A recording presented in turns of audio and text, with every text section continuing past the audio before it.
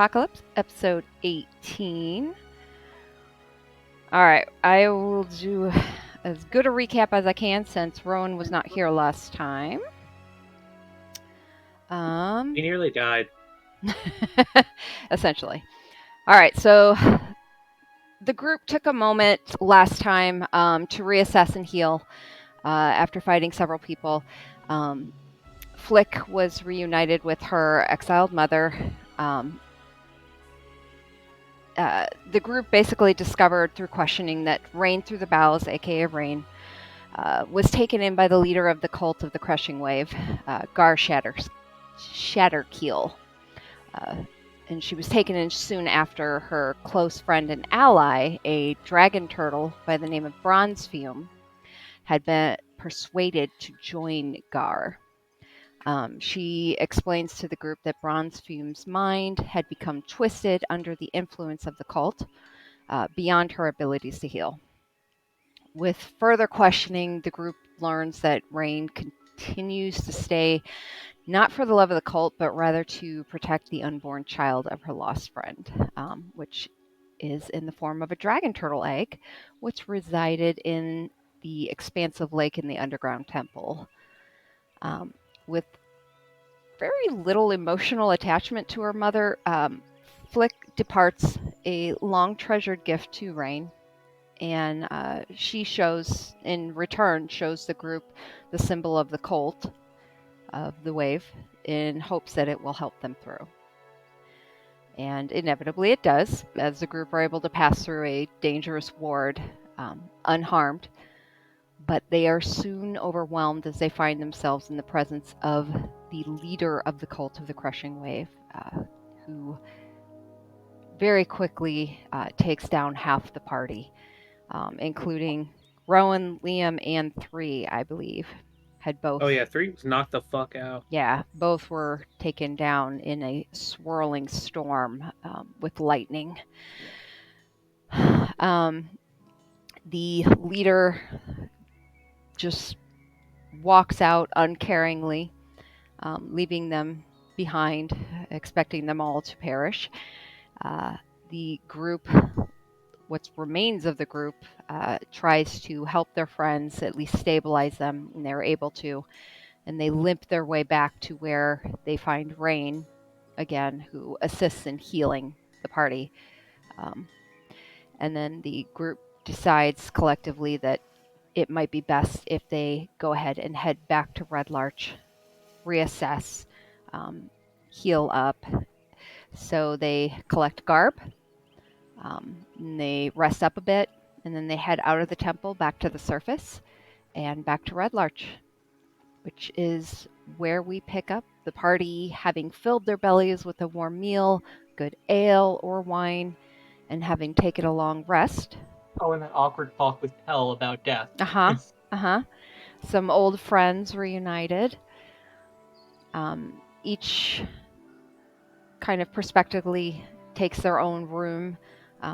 One member of the party seeking out the quarry to unleash their anger and just emotional, overwhelmed on the rocks there.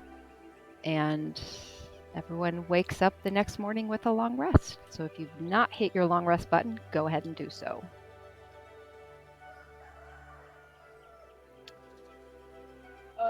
Can we real quick confirm where the XP should be at now? Yes. 8677. Thank y'all. Thank you. We're getting beefy. I had to grab my dice because I forgot to do stuff for long rest. Why did I pick the complicated character? So each of you awakens in your rooms, sore and achy, some of you more than others, but refreshed, and the day is yours.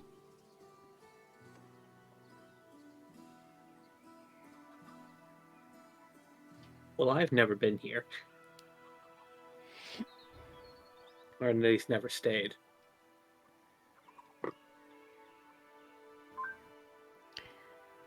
I'm surprised with how much you said you were following us if you've never been here. No. I've never been staying here. I've watched you from the distance. Inside or outside the inn? Outside. I suppose that's slightly more comforting. Well, of Did course. you start watching them three?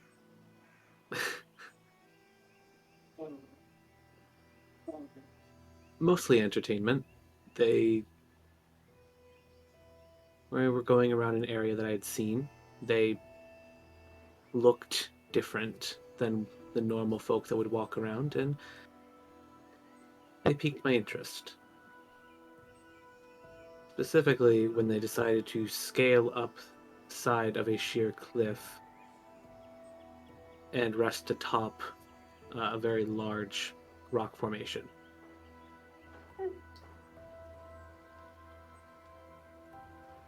Nina will take a second, look around at the group and be like, I guess they are a unique bunch. That's fair. And she will go back Yes. to eating her breakfast.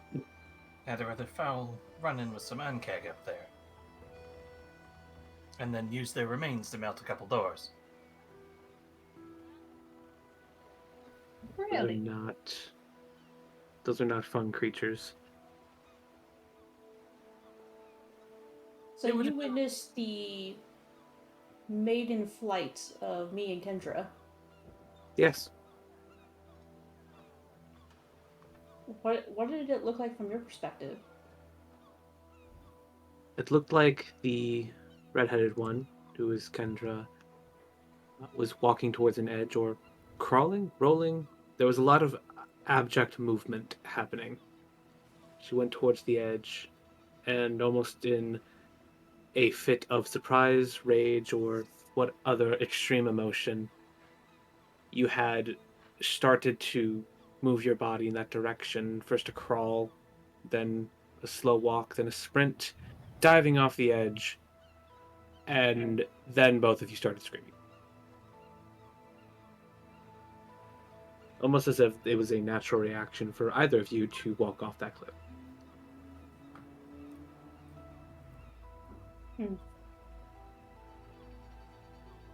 Why did you walk off a cliff?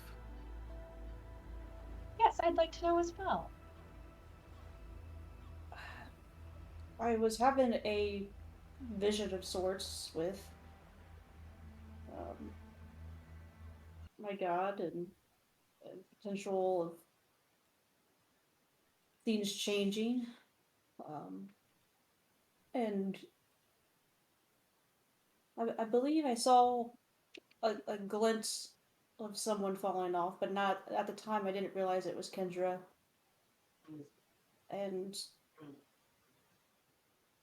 was told to make a choice, and I just knew I had to jump.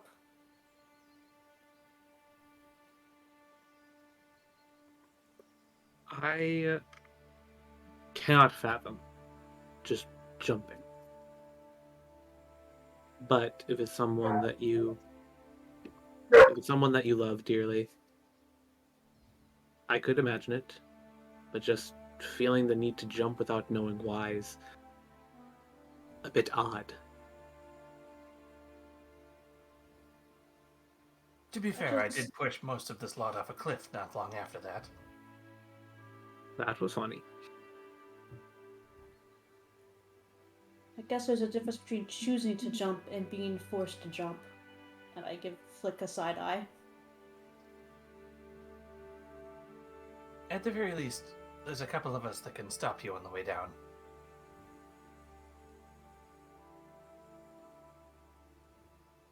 I'll remind you not Clarify to be on anyone's bad side. To clarify something earlier,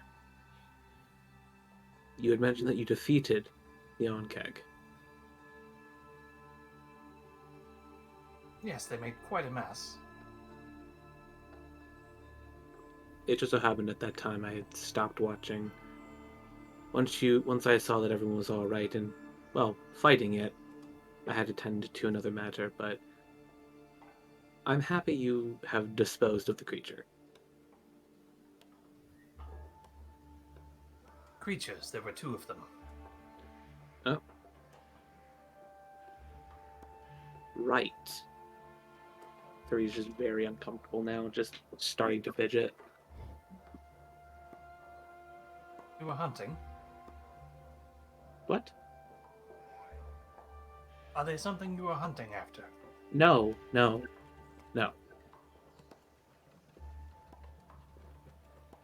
Definitely not. Can I do like an insight check or something to see? if I hear Yeah, some lying? absolutely. Okay.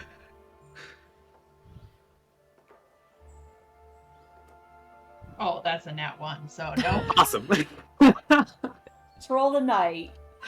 As you're having this conversation, you're looking at 3 and you're kind of leaned forward, squinting, trying to determine. At that moment, Kalesa shows up with some food and mugs and such and distracts you as she sets all that down and then heads back. Distraction. Distraction.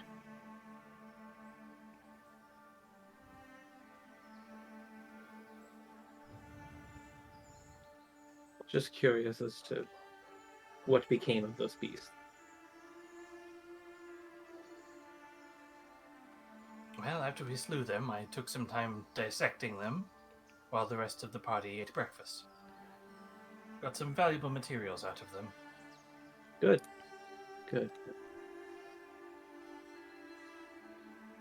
Huh. Gives me a bit Where's of your friend again? What? Liam, where is your friend again? Are you talking about Pell? Or Garb. Garb. Garb. That's a very good question. Yeah, I thought about that. After we left. I know. DM forgot to mention Garb when you guys got back. He would have traveled back with you, and he would have taken up his own. He actually would have had to the. He would not have stayed at the same place you guys stayed. He would have stayed at. He would have found his way to Mother Yolantha's, which is the boarding house, the local boarding house. As they tend to have much cheaper room and board. A lot of local workers that live there now are from outside areas, other towns, and they come in seasonally, changing out, and they stay at Mother Yolantha's because of the cheaper prices. So he found his place there.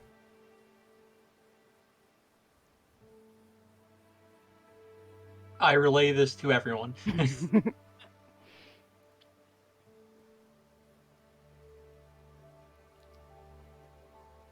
And with that, I'm going to head out and run some errands. So, exit stage left.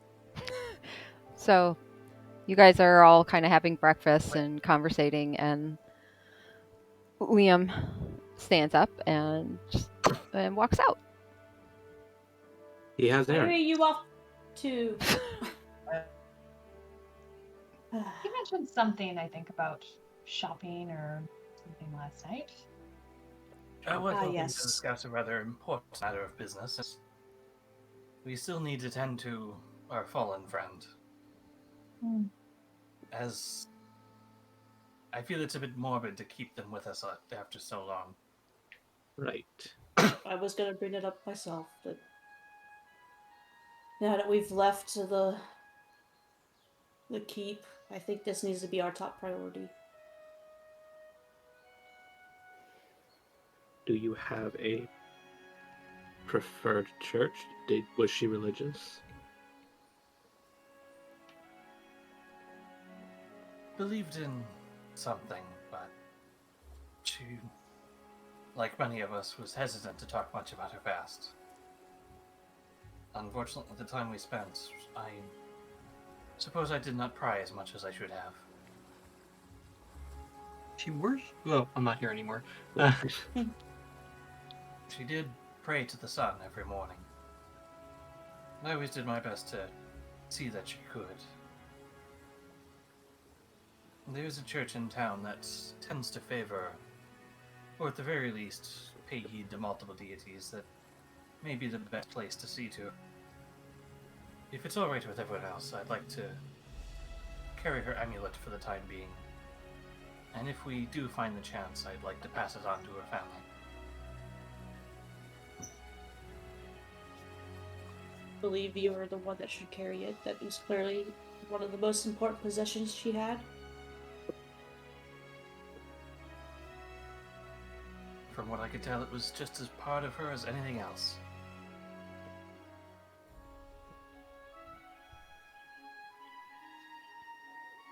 Liam, what are think you I would- doing? I'm going to Valley Mo's. Valavos? Okay. All right, so you head south towards down the road, and you see Valavos. It's one of the last buildings down there. You head in the door, and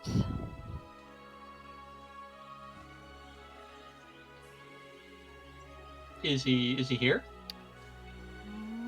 that thought. He's been murdered. Murder. Sorry. Let me get back to the right so I know what I'm looking at.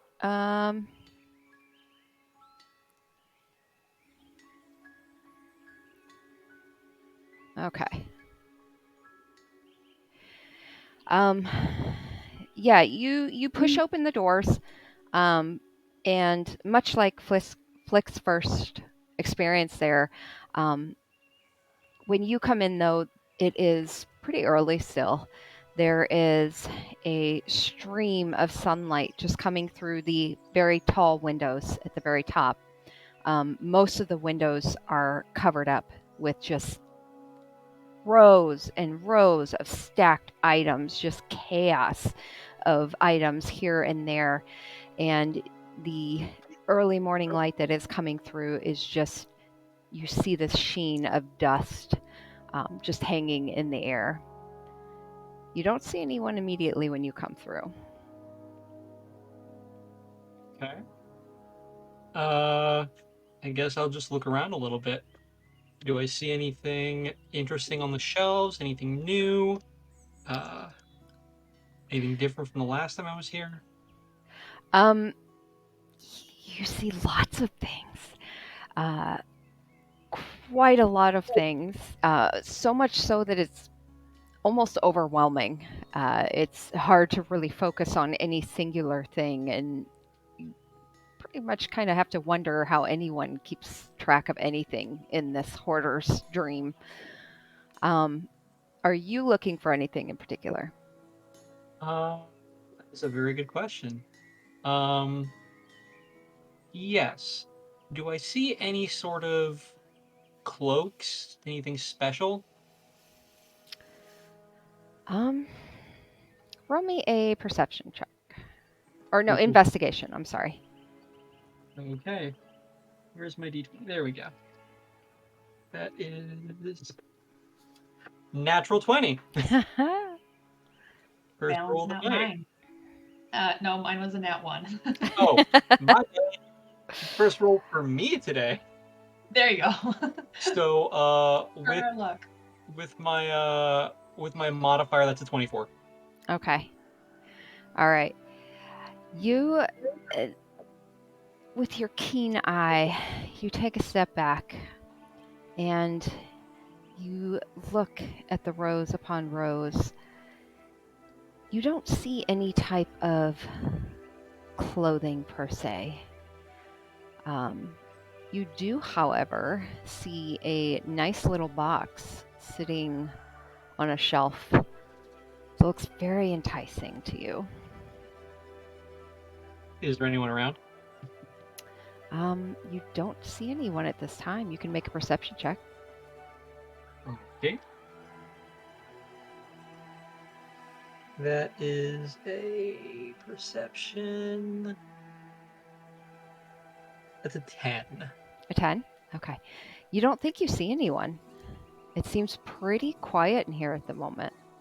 I mean, certainly with the door being open, you would think someone would be here, but then again, Valivo did seem quite old previously. I'll pick up the box Okay. and I'll open it. Okay. So you pick up the box. You blow off the sheen of dust on top of it, and as you lift it up, you see 3 jewels on the inside. One looks like a red little ruby, one looks like an emerald, and one looks like a diamond. Interesting. Okay. Do I see any sort of weapons?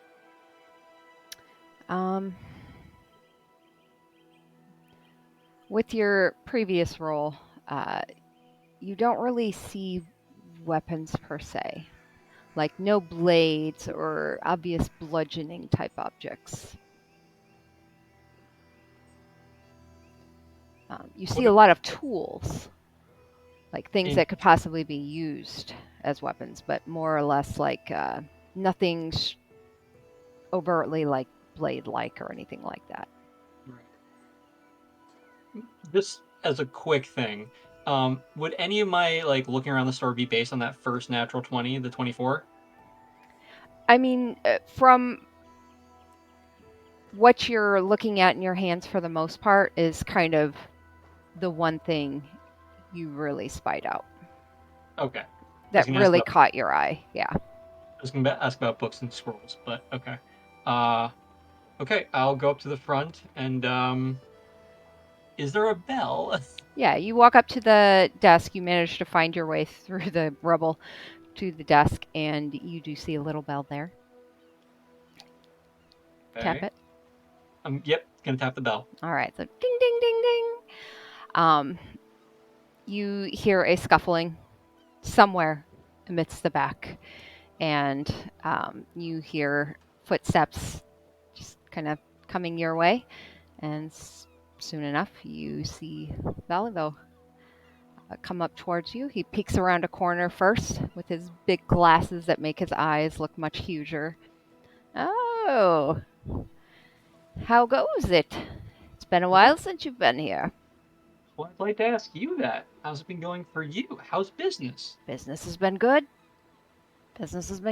We've had a lot more people coming in out of town since you guys have arrived. The town's news, everything, a lot going on. Have they been coming with flyers? Flyers? Any sort of advertisements about your store? Flyers. Not seen anyone come in with their flyers yet. Wasn't sure if you'd scuttled out on that deal. No. I'm a man of my word. I've been thoroughly distributing your flyers, your products, advertising for your store everywhere I've gone. Where at? A few different places. What was the name of that? I didn't write it down. What was the name of that small hamlet we went to before? Oh, Humford. Humford. I advertised in Humford. I made direct door-to-door or through windows inside a person's house flying. Flying? Well, putting up flyers is what I mean. No one from Womford has come by recently. But I do appreciate you holding up your part of the bargain. Man of my word. We struck a bargain. Your wares have kept us going more than you know. Thank I'm you. actually here to, if I can, get more. Oh, of course. Are you wanting that box in your hand? Yes. I'm curious about it. I saw 3 gems in here. What is this? Just 3 gems. Precious gems. They're set, of course, in a triangle position, making it look beautiful, and who knows, maybe if you were to wish on the box or something, perhaps something amazing would happen. I don't know. Have you tried wishing on the box? Oh no, that's just a child's tale. So you're trying to sell me the box with a child's tale? Of course. Fair enough. I don't Fair know enough. if it's true or not, but How much is the box? that box with a diamond, it's gonna run you about 200 gold. 200 gold. Okay. How do you have any sort of potions of healing? Sure. He scrambles through his. You see him go behind the desk and start looking for his through. He ducks below his cabinets, and you hear clinking of glass and such. And you see an arm reach up, thin arm, slam a bottle down. You hear some grunting and I know it's here somewhere. And, oh, yep. You see the arm come up again, smack it down. Here we go. Healing potions delivered. How many are there? 2. 2.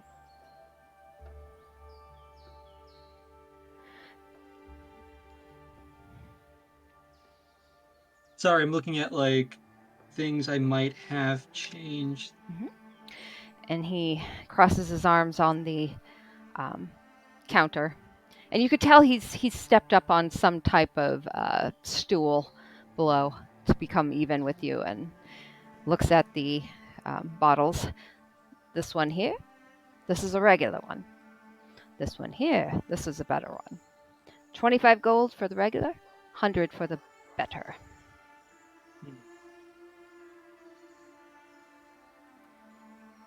The 325. I was just looking to see if I had like I sold the blue like azurites, right? Or I exchanged them.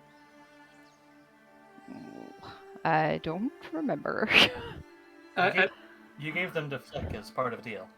Right. Did I keep any of them, or did I give them all to you? I think you gave half. So I should still have 7. Yeah, I have 8. Yeah, I gave you the lion's share for our deal. Okay, just because I'm about to haggle. Let's say I give you these, and I pull out of my cloak 7 azurites, blue azurites. What would these do to knock down the price? He adjusts his glasses a bit, leans forward and looks at them. Brings a hand forward and like fingers the gems, looking through them. Azurites?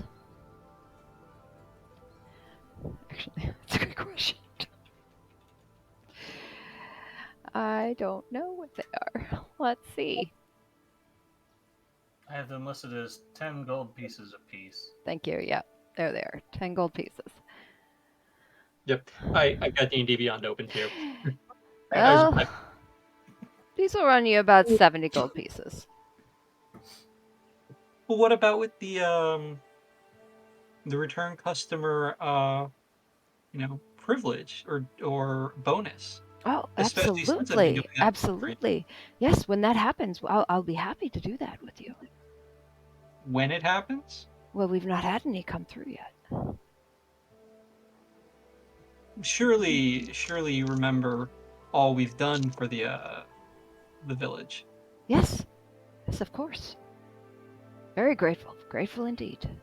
Brought a lot of people through here, saved a lot of lives. I heard Kales is taking good care of you, yes? I'm sorry, I'm just doing real quick math. And I'm realizing that I can't do this sort of math quick enough in my head. 55. Okay. What if I promised you, because we are going soon to explore an underground area. Where?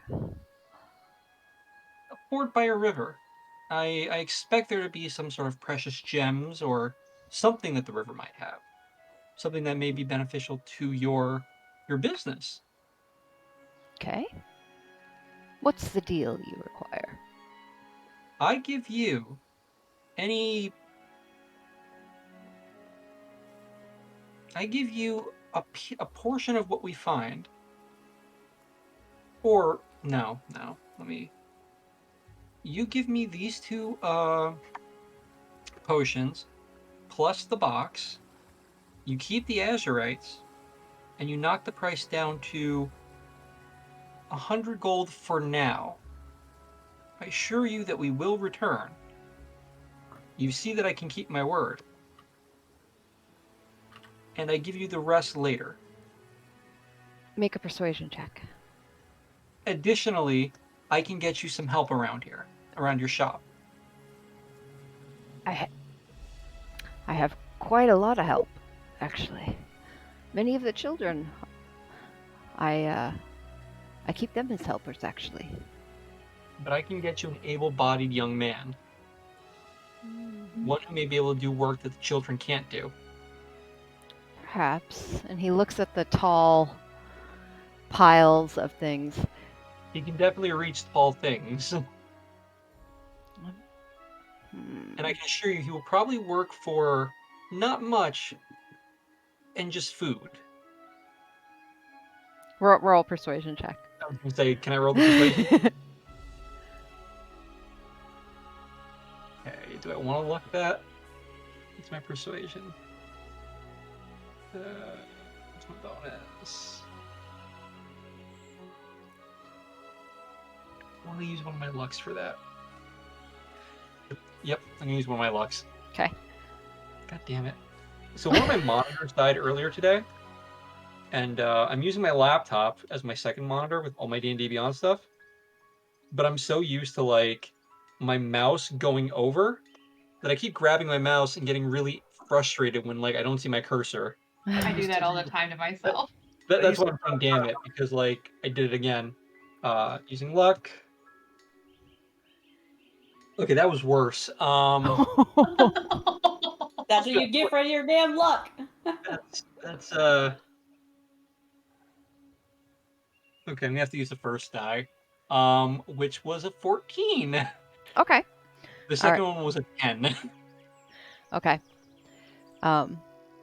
He looks at you for a moment, looks down at the healing potions, then eyes the azurites. He takes the glasses off and sets them aside for a moment and rubs at his eyes.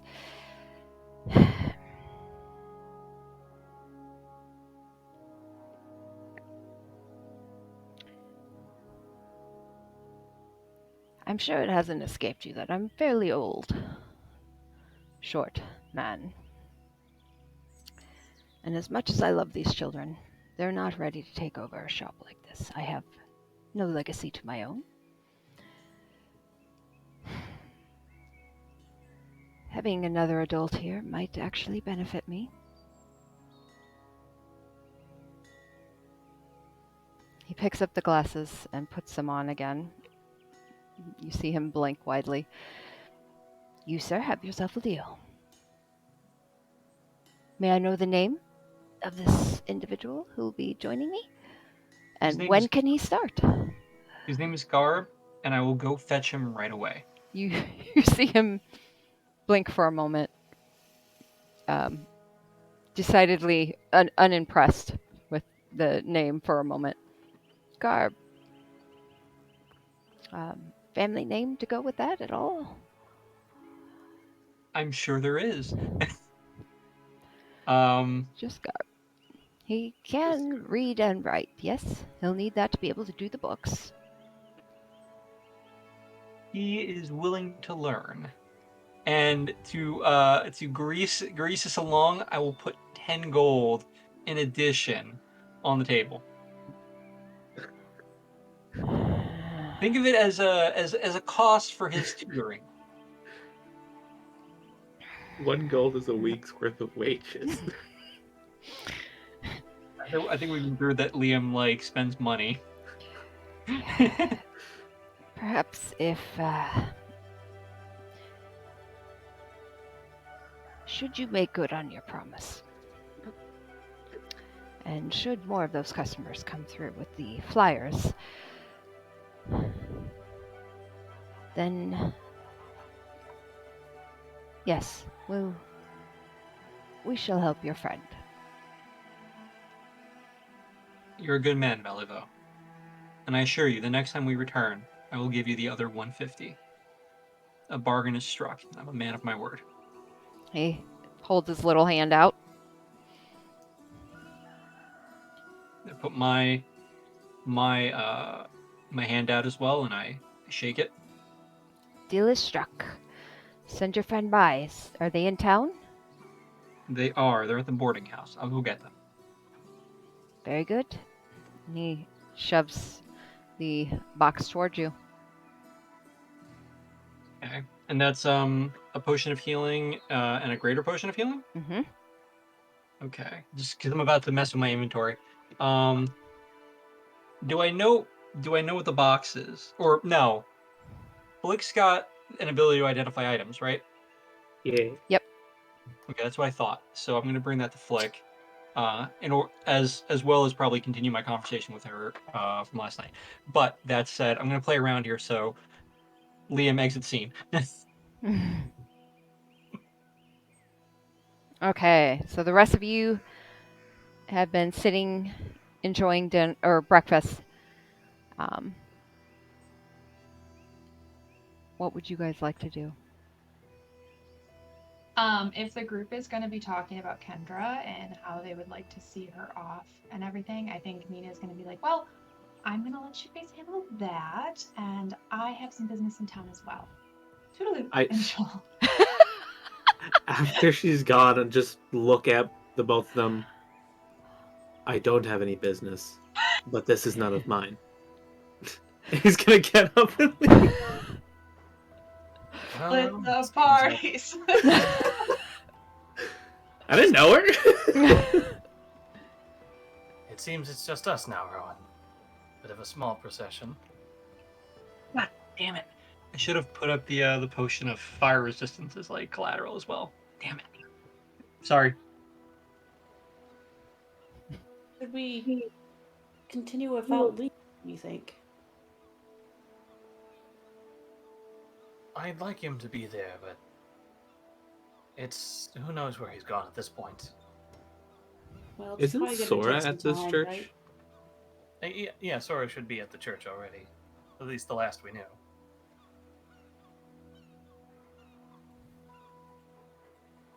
I guess, I mean, we gotta do some preparations, so by the time we are prepared to do any final rites, Liam may be able to find where we are. Sorry, just real quick, DM. That was a potion of greater healing and a normal potion of healing, or a greater potion of healing and a superior potion of healing. Regular healing and greater healing. I can't find a regular potion of healing on D&D Beyond. I'll drag It's it. just called healing. Got It's it. called potion of healing. Got it. Okay, sorry. No, you're fine. So were you guys actually talking about the All Faiths Church in town? Is that where you're talking about going to do Kendra's thing? Just as an out-of-character moment for a second. Yeah, it's... Yeah. Because that's Well, actually where Nina is heading. Wait, you already left. Yep. Yep. Okay. Just wanted to...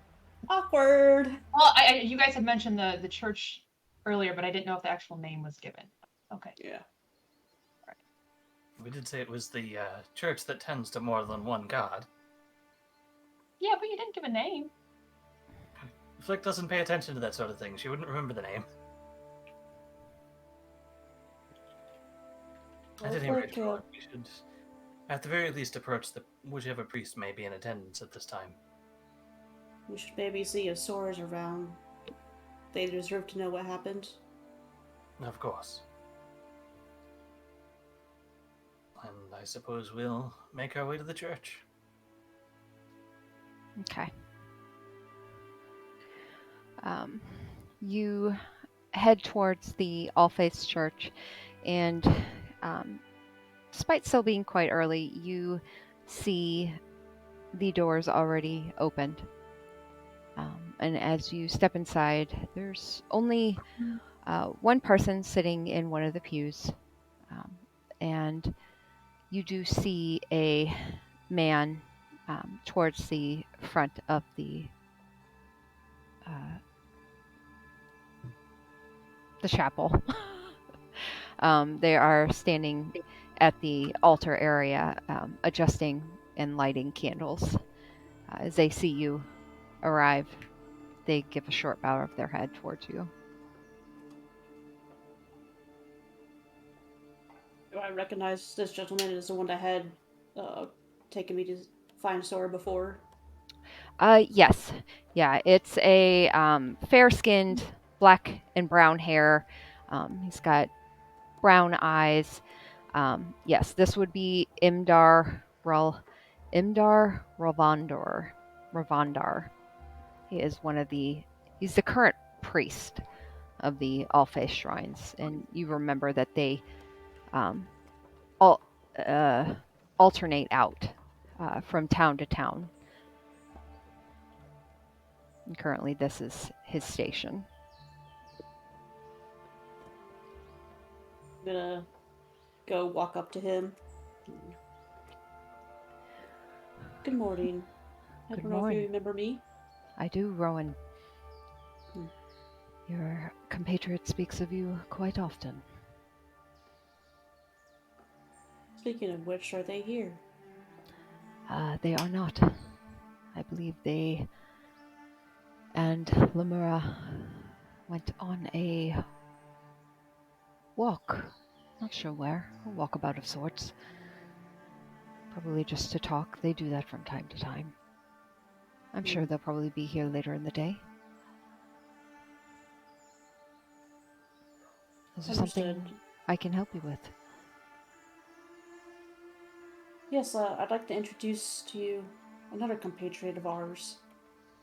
This is my friend Flick. Hello, Flick. Good morning, brother. Very good to meet you. All souls are welcome here. Well, that is part of what we're here for. We do have another soul who could certainly use welcome. You see him look at you for a long moment. I sense a heaviness to both of you. What burden do you carry?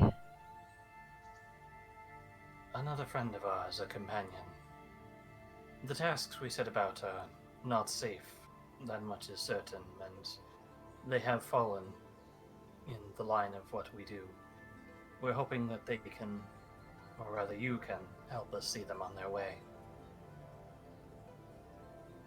You would like a funeral? Yeah. Cremation, if at all possible. Of course. At the All Faith Shrine, we revere all types of passing on, whatever way they deem best. We can absolutely do so. It will take several days for us to make the preparations. I'm very sorry for your loss. I've heard of your deeds for the town, and Lemura specifically has expressed great respect for your group. Thank you. If at all possible, I would like the cremation to take place specifically at...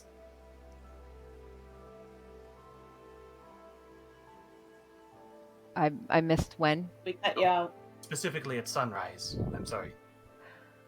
Of course. I knew very little about what it was she worshipped, but the sunrise was very close to what she believed and what she followed. You see his eyes squint for a moment and then a slow smile. Was it perhaps Pelor? I'm afraid I'm... those teachings. I'm not from around here. That's perfectly fine. I would be happy to help with this, and he would look behind and to a door off to the side and would gesture for you to follow through, where there's a small room with a table. If you would like to leave your friend here, have her delivered here, we can absolutely make preparations. And will you be in town for a while, or will we need to send word when they are ready? Our plans are not set in stone. We have not decided, but if we're not in town, the innkeeper will know where we are or where we've headed. Very good. And letting her rest here rather than on the road would be a great weight off my shoulders. I'm sure. If you want to go gather her, have her brought here. We'll take very good care. I have them with us. Unfortunately, we didn't have the best means to keep her safe. And Flick will move to the table and lay out her bag and just bring Kendra out. I'll help on the other side. The Imdar looks very confused for a moment and almost a little disturbed at first, and then once both of you start to pull the body out, he immediately checks himself and steps forward and starts to help adjust the body onto the table. Rowan has placed gentle repose upon them. Was I believe 4 days ago now, just as a knowledge of where the body currently sits. He looks the body over, adjusting the hands to rest on the chest. And kind of a hand runs along the arm of one. I do see this. You've taken great care. It is clear you respected this person. She took good care of us and of me.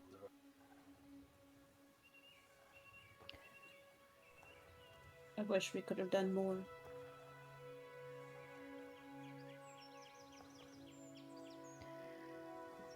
We don't always know the way of the gods. We can only hope to garner their respect as we pass to the other side.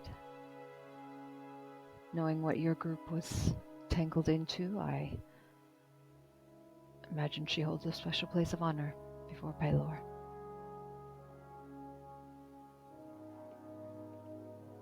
Thank you, Father.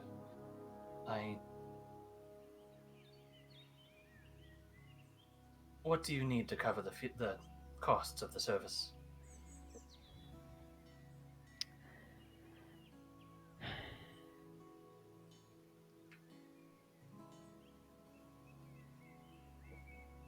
For now, don't trouble yourselves with that. We'll talk about such things at another time. I can promise you it will be very affordable. You've brought more than just stability to the area. You've brought hope and heroism, and you've brought another helper to the temple. Someone to help distract Lamura for a bit. So,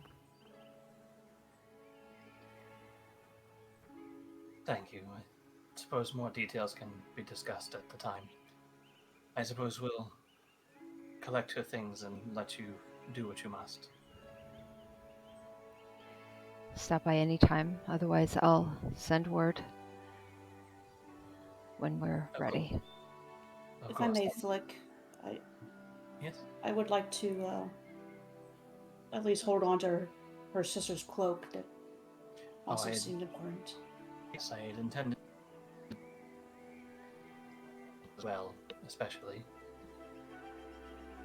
If you hold on to the amulet, are you okay with me having the cloak? Oh, by all means. That gives us twice the chance to find some.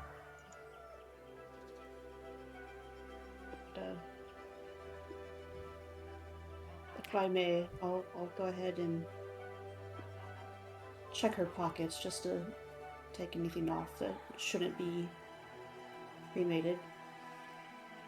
And Flick will...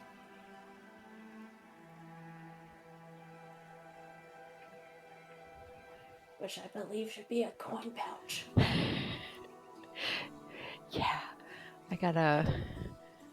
That's kind of how I was hoping to pay for his funeral services. Oh, geez, use the... That's not what I mean. I mean, what else? It seemed to be the most respectful use of any coin she had. I think there might be something else in that coin purse. Bear with me. I am pulling up her inventory. I may or Oh may my. not have this inkling in the back of my mind that's telling me to check the coin pouch. So, yeah, you would find in Kendra's bag, specifically the coin pouch, 126 gold, 32 silver, 8 copper.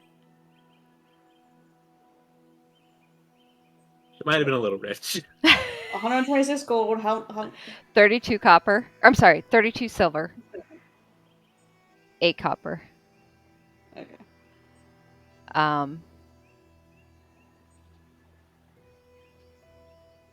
Did any of you take the drift globe? Taking No. her items in general. Okay. Okay, so you'll want to add a drift globe if you're taking that as well. Other than the coin, which we can discuss, Rowan, do you mind if I just add most of the loose items for now? Yeah. Because I have the bag. Yeah, go ahead. Oh, she also had a spell scroll of Wall of Water. Oh, yeah. She did.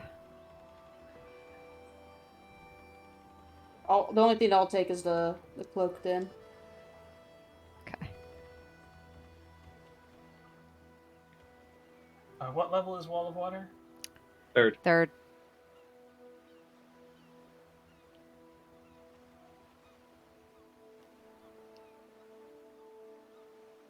So yeah, there was the big secret. She was rich. See.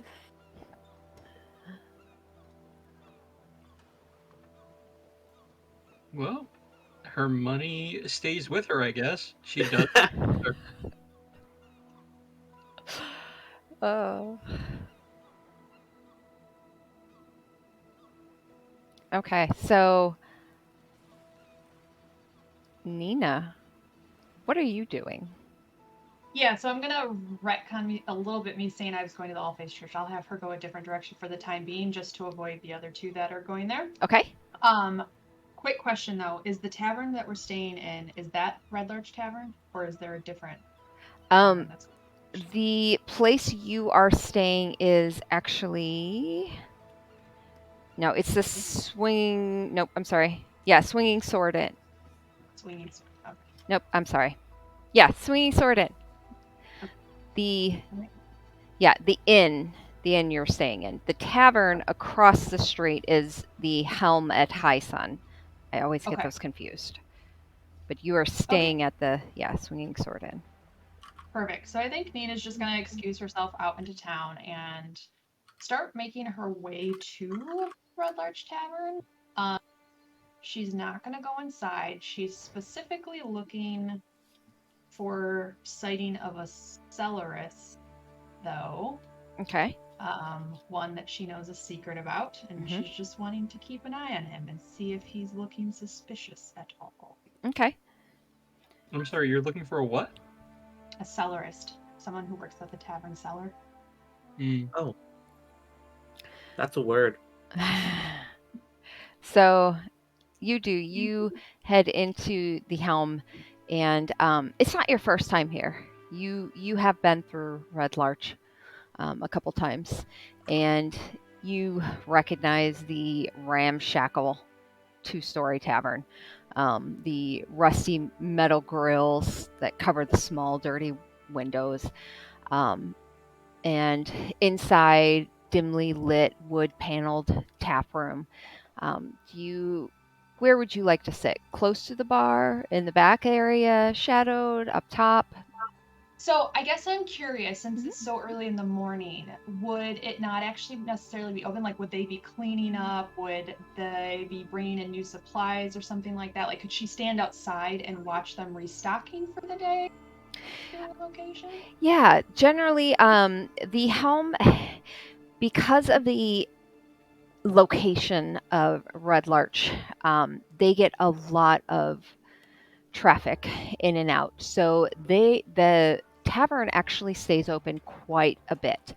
Okay. It's very rare it actually closes its doors. Okay. But absolutely, in No. the early mornings, they would be, transferring supplies, cleaning up, kind of, you know, Sure. doing the Yeah. books, things like that. Okay, so if it doesn't close down, if that's not suspicious for her to be in there that early in the morning, I Not think at all. she'll probably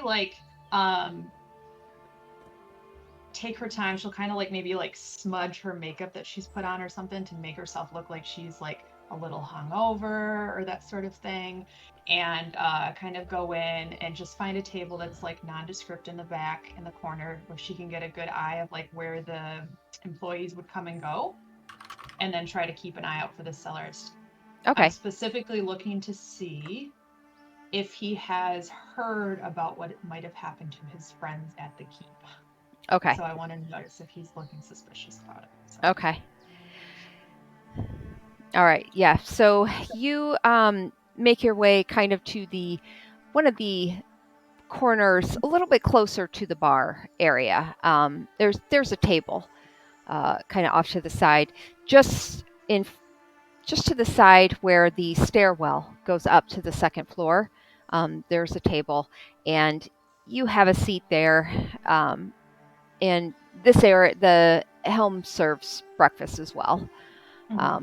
For all of the labor that comes in and out too. So some of the workers start filing in. Do you see a couple workers with the bar filing in and out, taking out old barrels, and you do see one that seems to be continually working at some of the at the bar area, specifically one that puts a barrel down and then picks up a spile. I think I got this wrong last time. It's not a spile. What is it? That you put into the keg. A tap. Bigot? Oh, it's a tap. It's big. It's a tap. Yeah. He taps it. Very simple word. He taps it. Way overcomplicated, Megan. So yeah. Probably a more extravagant word for it too. D&D, it's easy. Yeah, he rams the tap into it and checks the pressure on it, fills a little bit on a mug, downs it, kind of tastes it, and nods his head and shoves it off to the side, and kind of rests his hands on the table, just looking about the room for a moment. Doesn't seem real suspicious, but you get the idea that this, if it's not the cellarist, it's definitely someone who works in the area. Okay. I think I'm just gonna spend some time watching him, trying to see if there's anybody else that comes out that looks more experienced, or if there's anyone that comes in to talk to him. I don't think that I will actually directly engage him, so I'm just going to be sitting there eating a second breakfast. Yeah. And, yeah, just kind of buying my time. Yes. And then if there's nothing else I would see by the end of breakfast, I would probably get up and start walking into town, which I'm hoping since this is an out of character thing, but I'm hoping I can run into Lemura Okay. on the way. Go ahead and roll a perception check. That is a 19 plus a 1, so dirty 20. All right. So as you are watching this gentleman, you now and then you'll see him pop into the back, come back up front when someone kind of slaps their hand on the bar, comes out, gathers some drinks, takes orders. Doesn't really come out from behind the bar. Seems to have normal interactions with most of the other people here. But you'll see him dip back into the back now and then come forward with some food. Doesn't really hand deliver it, just kind of sets it on the bar and calls out to the people. Okay. And he hasn't noticed me or made any sort of acknowledgement in that He's my direction. Right? looked over and seen you. He's Okay. definitely seen you. Doesn't seem to recognize you, really, other than just another patron that's been around town. Yeah. All right. Well, in that case, I will finish up, pay whatever I need to by just leaving the coin on the table, and then I will head out. Okay. All right. 3, what are you doing? Fantastic question. Can I get a map of Red Larch to look at? Because right now I'm just looking at Prince of the Apocalypse. Mm-hmm. Okay. He's got to go beat up that rock again. I'm not gonna go beat up a rock again. Oh, which I told you wrong last game. I told you the quarry was north. It's actually south. That northern area is stoneworks. The southern area is the quarry down here. Okay. Well, where is the highest elevated either building or point in Red Larch? You're probably talking about the Probably on top of the inn. yeah, either the top of the inn or if you're gonna head around the like the quarry, like to the top of the quarry area. Okay. But the inn's probably got the most levels. Okay. Then I'm just gonna go back down to. I'm going to go back down to the quarry then. Okay. And I'm going to, from the bottom of it, just start climbing up to the top. Okay. All right. So you make your way around the area. You head down the long road until you hit where it breaks off towards the quarry. And instead of taking the quarry road, you kind of break off and climb your way through the grass and up and around between some trees, a crops of trees, until you are at the top of the quarry. Below you would see a very wide, it's bigger than a pond. You could almost say it's a small lake. But yeah. And how far up do the walls go? Oh, I don't know. We're gonna give an estimate and say a long way. Mm. You don't have to have an exact number. I just need to know if it's gonna be a bit of a climb. How should we ask a DM about how tall a wall is? It seems like a lot.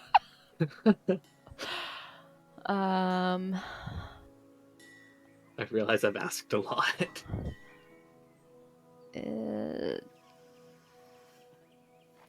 Yeah. It's we'll a say tall place. 50 feet. 50 feet. Okay. He's going to scale that. But specifically, he's going to empty out his bag of a lot of things, putting them next to the wall, and then in the quarry, just take as many rocks as he can that'll fit in the bag without tearing it, and put it in the bag, and then put the bag on. Okay. Now he is definitely going to be over encumbered. Okay. And he's going to start climbing He's going to try to do some strength training because he doesn't feel strong enough. Okay, so you actually went into the quarry and are wanting to climb the quarry wall? Yes, that is what I want Oh, to okay. I apologize. Okay, so you walked into the quarry. You started picking up rocks of marble like rocks, filling your bag, and you're going to attempt to climb it. So you are wanting to over encumber yourself. Yes. Okay, Doing so that on purpose. go ahead and make athletic check at disadvantage. I know, this seems stupid. No, I get where But- you're going. We are going really well. That was a 19. Okay. And now for the lower roll. All right, so Rowan, I kind of need you to come over here and heal me because I may have rolled a 1. Okay, so Some you should leave the climbing to the person climbing. you fill your bag up and you feel it just dragging on your shoulders, but you feel the certainty of what you're doing. You just feel motivation and empowerment, knowing that this is the first step towards fixing what you feel is something that's holding you back.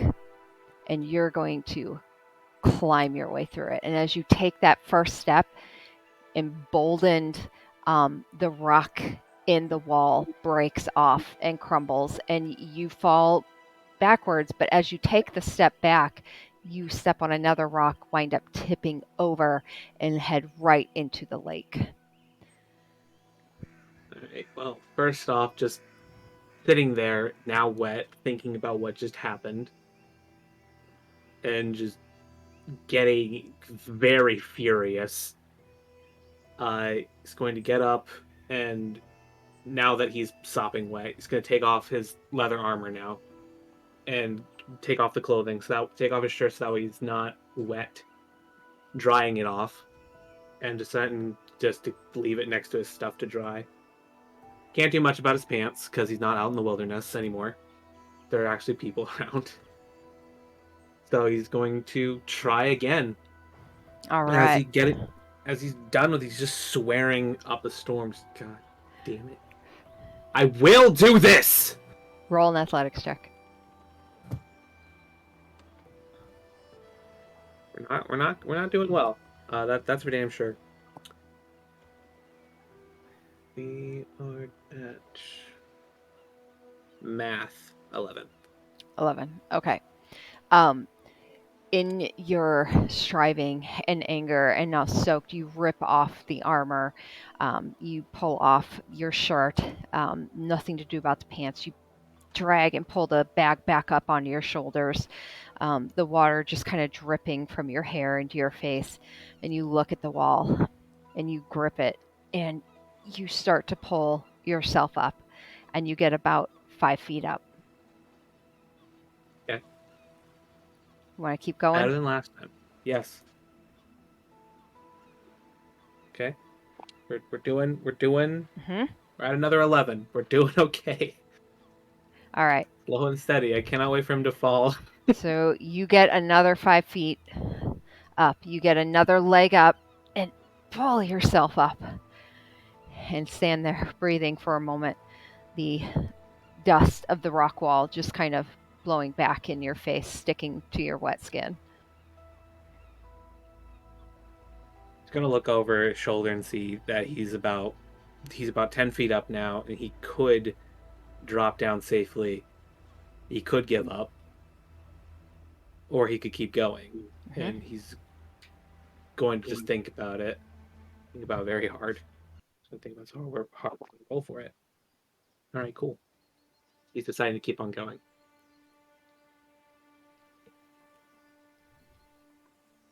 Well, that's good. That's good. We got a 16. All right. So Just to make sure I am still rolling these at disadvantage because I am over encumbered. good. You stand there and you feel the dust starting to cover you. And you feel your grip tighten as you dig into the rock and you look up. You look down, you see it feels such a short distance you've gone. but your determination pushes you on. You look up only at where you have yet to go, and you are able to get another 10 feet up. So you were about 20 feet off the ground. 20 feet. This is starting to get dangerous now. While he's up here, he's going to stop for a moment and think. Mm-hmm. Just think. Think about what would have happened if he fell, what would happen if he made it, why he's doing this. He just keeps thinking. And eventually just decides to not care about thoughts. No more thoughts. Only action. Go ahead and roll He can again. feel himself starting to slip a bit. So he just panics and shifts. And then we're going to keep going.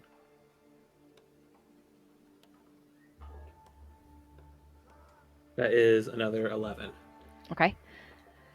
You start to pull yourself up, and as you pull, you start to hear voices echoing along the rock wall. And it occurs to you it might be some of the workers starting to file in. But you're not going to let that stop you, and you pull yourself up another 5 feet. Now there's an audience. Now there's people who will see you fail. You should stop now. Just slide down. Or keep going. An audience doesn't mean much when you're all alone. In the dead of night, no one will see you. Your arrow will strike true. You will climb the tree. You will run the field. You will do what you can. And then we keep going. Alright, that good. Let's try not to waste a nat 20. I know it's statistically impossible to get another one, but that works too. That's 16 plus 4, 20. Okay. Feeling the voices behind you, you just filter them out, because you know in life there's always going to be sound, there's always going to be distractions, and you pull yourself up another 15 feet this time. So you were at 30 feet. Okay. I'm Now sorry, you were at 35 feet. Alright, wow. This is a big wall. Mm-hmm. No, I'm sorry, you're I at guess I was- 40. You're at 40. I can add. Oh my god, I'm gonna die! I can add. I can't. I just rolled to make sure he wants to keep going, and he does. And he's slowly losing sight of why he wants to keep going. He's thinking about all of these problems that he's had. He's just thinking about why he needs to do this. Who is he proving himself to? Not himself, not his mom, not his dad, not his brothers or sisters, not even the new friends he's made. So why is he doing this? Thinks long and hard about it before he starts to come to a modicum of an answer. He keeps going. Nice, it's 14. All right. So you, amidst this, you reach up, and your hand, as you reach for the next rock, reaches open air, and you grip the top of the area, the top of the ledge, and you pull yourself up, and you see grass, just easy grass blowing in the wind, and you stand there a moment, gripping onto the edge of the sledge, and then you pull yourself up and over, and you see a field of grassland, tall grasses just gently blowing in the wind down the hillside. And you hear cheering and clapping behind you. And as you turn around, you suddenly realize that a large gathering of labor workers below have been watching, and they're cheering you on and applauding you one of them has walked over and picked up your armor and stuff and has kind of held it up and walking his way over towards the entrance and setting it down in an area and before they start to go back towards their tools and working So for area. a moment, you just see someone pick up your armor and walk off with it. Yeah. Yeah, I'm just very confused. No. So that that euphoric moment is filled with a little bit of rage. Yeah, you're Then concerned. very concerned. No, that's rage. That's not concern. My sister made that. How dare you touch that? Yeah, you soon see that person walk over and set it down on a table, like where they have rock sorting and such. Okay. So the rage is gone now.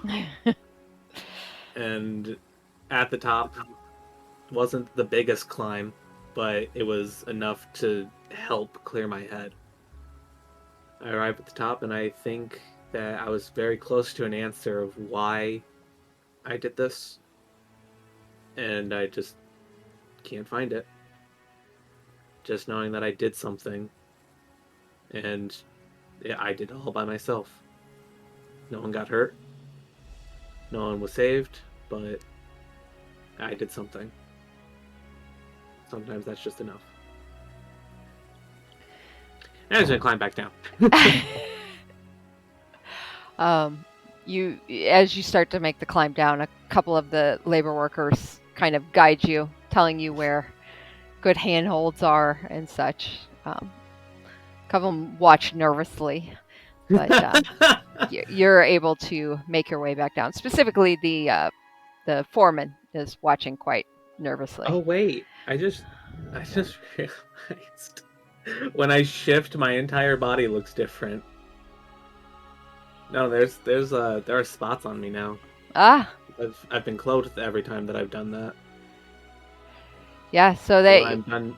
as you make your way down, some of them, they were initially cheering and everything, and the closer you get down, some of their eyes are adjusting to you and realizing, oh, they're used to seeing a tabaxi walking about.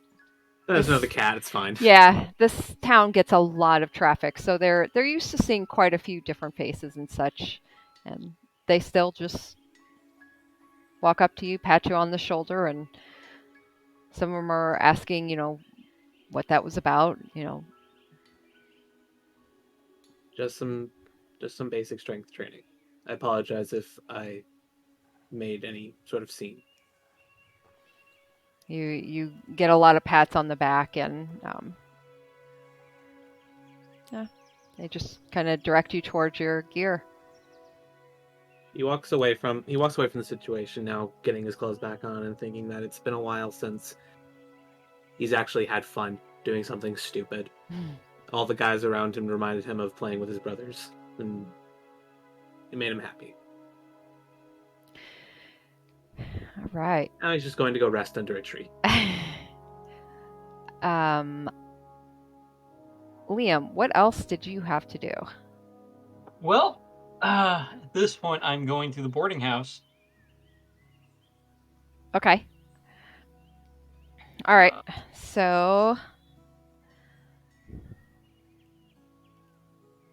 you head to the boarding house. Okay. So you head to the boarding house. This building is a 3-story dilapidated building. It's got many balconies. There are outside staircases just going every which way, almost like an MC Escher type thing. You're kind of confused as to how it's even put together. But you make your way towards what looks like the front door and make your way inside, and you see quite a few people coming in and out of rooms and such. They just kind of nod morning to you as they file on out. Most of these are workers. Do I see Garb anywhere? Not immediately. If you were to walk through the building a bit, kind of calling out, you would see him poke his head out of one curtained area. Liam. I was wondering if I'd see you. I'm gonna leave my friend alone or behind. Nice to have a friend. Well, don't say that yet. I have a proposition for you. I really don't. I'm not much for fighting. Oh no, nothing like that. You've seen enough. You've lived with enough. It's more so. If I remember, you joined that cult for room, board, food, work, right? Yeah. Well, it just so happens that we've been here for a while, and we've made a few connections. If you would be amenable to it, I may have gotten you a job at a shop here as a shopkeeper, with Oh, the possibility of inheriting the shop. you see his eyes just kind of blank out for a moment, overwhelmed. What's more, they'll teach you to read. So next time we come around, I expect you to tell me a story. He just stares at like a spot on the wall for a moment, a long moment, I know it's a mouth lot. just gaping. He doesn't look at you as he runs a hand over his mouth and just kind of sits there and looks down at his feet then.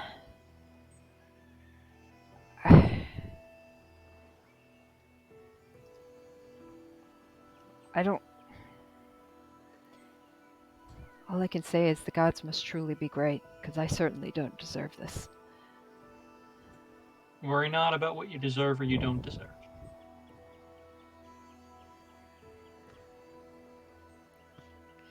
Thank you, my friend. It's been a long time since I've actually called someone that. So, based on your reaction, I take it you'll take the job. Kidding me? I. How could I say no? No one's You'd be offered me a job ever except for at the keep. Look how that turned out. well. This is legit? Like not underhanded or anything? Well, I I do get something out of it. It was a good price on some wares for the promise that you would take the job. But everything else is true. They'll teach you to read. The owner is an old man with no heirs, and he's looking for someone to take on his shop. He doesn't even know me. This is a good chance for you to show who you are. The only downside I would assume is you'd have to work with a lot of children. Ooh. So you better like kids. Is this like a nursery or school or something? No. They just hop around the shop. Oh, You'll also have to reach for tall things. You can reach for tall things, right? yeah. I mean, I'm not considered short. I can reach tall things. Okay. Then come with me, and I'll introduce you to the start of your new life. He stands up.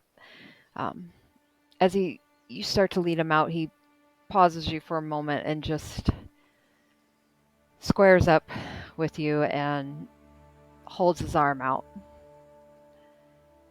Again, thank you. No need to thank me. I owe you. I got you into that mess. I'll take his hand and I'll shake it, and I'll take him the Valley Bow. Okay. Because I'm essentially selling my friend into someone's service so I can get better deal on potions. Yeah. Because let's be real about what's just happening here. Yeah. But it's too good of an opportunity for him to pass up, so. I mean, it Yeah. all worked out, but Yeah. it's not a fully altruistic thing. So you take him to Valleyvo's and introduce him, and Valleyvo gives him a good once over with his big blinking eyes behind those giant glasses, and just says, "All right, you'll do." Smacks him on the arm and starts to take him off and show him the way around the place.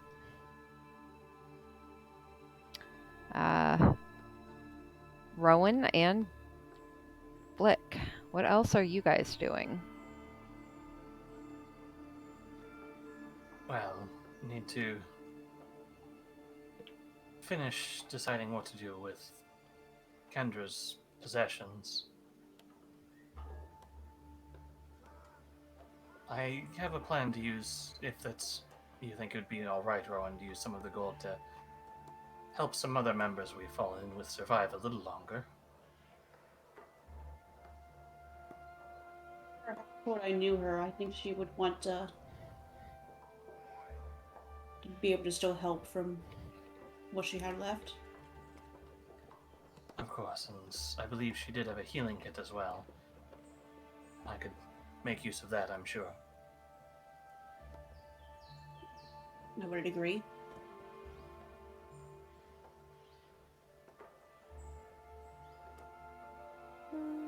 She did have a healing kit. Saved Flick more than once. You fuckers kept using it. 4 healing kits. 4 uses of the healing kit Yes. left. I just Sorry. used that. Okay. 4 uses.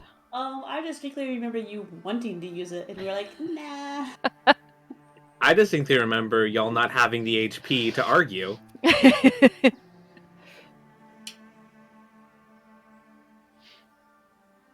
Okay, so you two kind of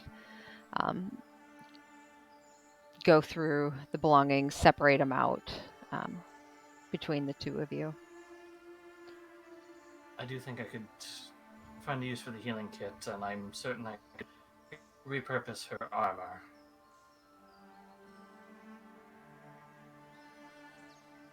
Yeah, I trust you to take whatever you feel necessary. Like, I'll just hold on to the cloak for now, and we can divvy up the coin amongst the team. If you don't mind, though, at one point before we leave, I would like to say a little prayer over her while I'm still here. Of course, that... prayer is not something that I specialize in. I feel we might not be leaving town immediately, so there should be plenty of time for that. Not a long one, just a quick little prayer while he's still here in front of us. Of course. Go ahead. If you wish to leave first, that's fine.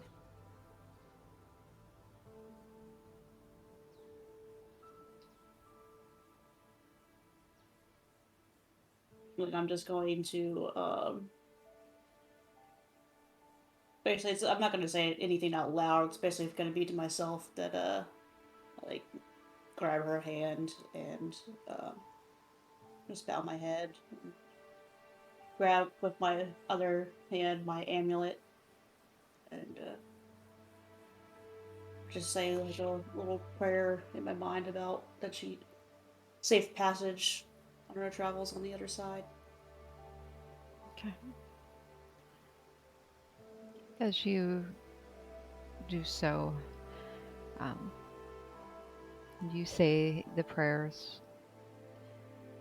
Your lips are saying one thing, words that are familiar and such, but your mind keeps going back to that moment in your vision where you reached out and grabbed her hand. And then upon awakening with the same moment, you just can't get that out of your head.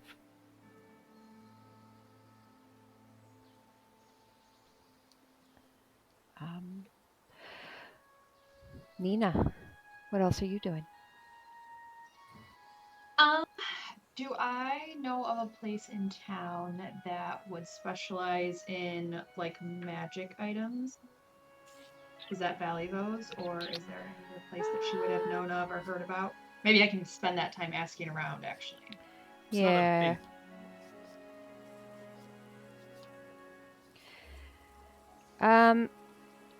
I don't think you and I actually worked out how often she'd been in Red Larch prior to this, so. Yeah, you would probably have an idea that any kind of unusual, the well-known place is Valleyvos, Okay. for a chance at finding something.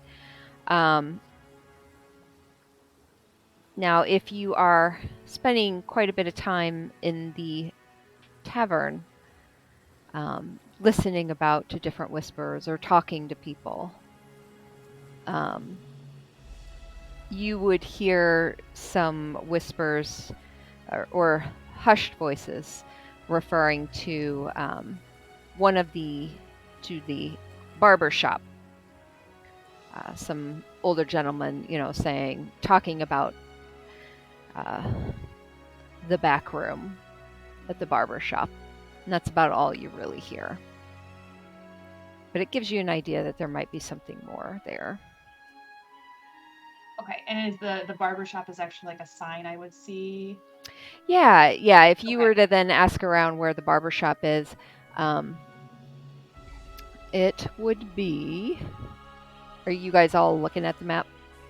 Yeah. Okay, it's about here. Okay. So she will do that. She'll spend some time if she overhears this. And I'm gonna. Can we say that like in her previous time here, she's been to Valos and maybe didn't have the information she wanted about the mirror that she's looking into. Mm-hmm. Okay. So she will just disregard Valos then, and then head to the barber shop and see if it's open. Okay.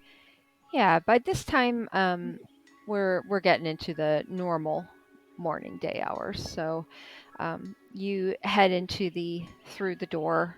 Oh, I should probably pull it up so I know what I'm talking about.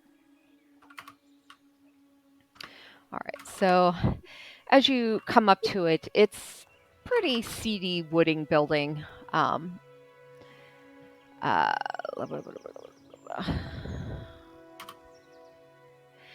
As you come in through the front door, you see several men already sitting in chairs and such. Only one of them's getting their hair currently trimmed, and they've got the foam all over their face, prepping for a shave. And you see off to the side near the back there is a small little bar. And several of the men in their chairs have mugs in hand. And they all look at you as you walk in there. Any chatter that had been in there dies. She'll walk in, notice that this is actually a barber shop because I just thought it was going to be something clever. And go, oh, well, gentlemen, hello. Are you needing a haircut? You see No, the man behind with the clippers in hand, still holding them like near the man's ear. Oddly. no, and she'll like give her like long blonde ponytail kind of a flip. I'm really fond of my hair. I'm actually here. Got this I don't know, family question. My grandfather used to come here when he was younger, I guess, or something. Mentioned that you guys, might be able to help me answer some questions. He picked up this. Well, I don't know. Is that the sort of thing you guys do here? Do you share family secrets and I don't know where I'm going with this. You see his eyes kind of look to a couple of the other men in chairs who look back at him and then look back at you. And he does the scissors, open and closes the scissors a couple times, and then sighs and what is it exactly you're looking for? Okay, let me start over. I'm Nina. My grandfather had this item in our attic, and I happened to find it. I was kind of hoping that the letter that came with it that said he had gotten it from here, you guys might be able to tell me what it does because it's been acting a little bit funky. I don't know necessarily how to use it. And she's like kind of like she's playing with her hair, trying to kind of come across as a ditz right now. Okay. I'll say you can do either persuasion or deception. Well, my persuasion's a +7. Well, they're both +7, so. Oh, I needed it because that's a 2, so a 9. You see him nod at you and hold the hand up with the scissors in it. Okay. Sweetheart, we barbershop. I'm not sure exactly what you're looking for, but I mean, William here, he knows some things about history, but if you're looking to sell items or you're looking for history on items, Valley Vos is down the road near the entrance. Yeah, that old coot's an idiot. He doesn't know what he's talking about. But if you can't help me either, I guess I will go use my gold elsewhere. Maybe not here in Red Larch. And she'll turn around and start to walk away. Well, if you ever want to spend your gold, we're always happy to give you a haircut. I'm sure. And then she'll walk out muttering, if my hair is my neck. You hear murmuring as the door closes behind you. New example of random encounter.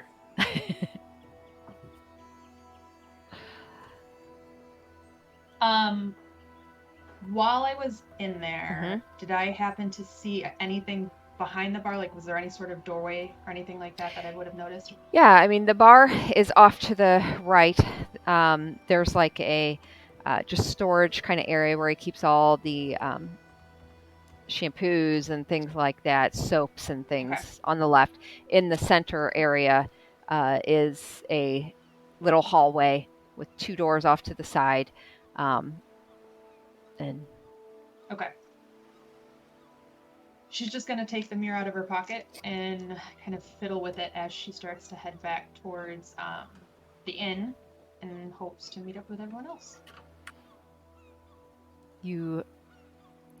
As you pull it out and kind of look at it for a moment, you are walking and you hear pathetic. I know.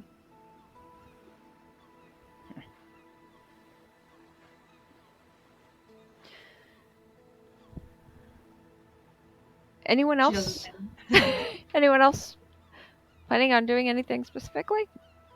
Yes, once we're done with the church, I do need to head to Valavos. Okay. Rather low on key supplies. So you head towards Valley Vos. Rowan, what are you doing as well? Or where are you headed? I would actually probably... You were staying and praying over for a bit. Right. For a bit. I would probably then...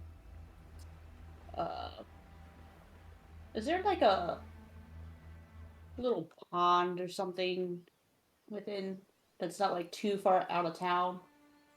A pond? Yeah. Is that pretty far, or Yeah, I just no, too far? that's not far at all. You could get there in like a like if you got to the edge of the town, you could get there like in a 15-minute walk. Okay, so when I walk out, I'll do a final goodbye to the priest and then start heading towards the pond. Okay. All right, so you're going to head down that way.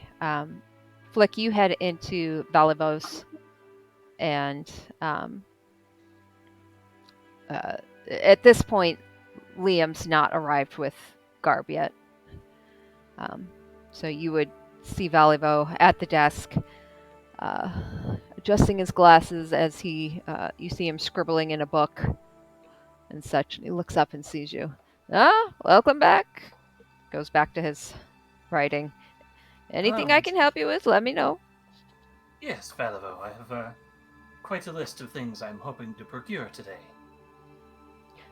Ah, Our recent expedition has left my supply, so I'm hoping you can help me out with a few eclectic needs. what are you looking for? He snaps the book shut and slides it to the side. Any recommendations? On what you're looking for?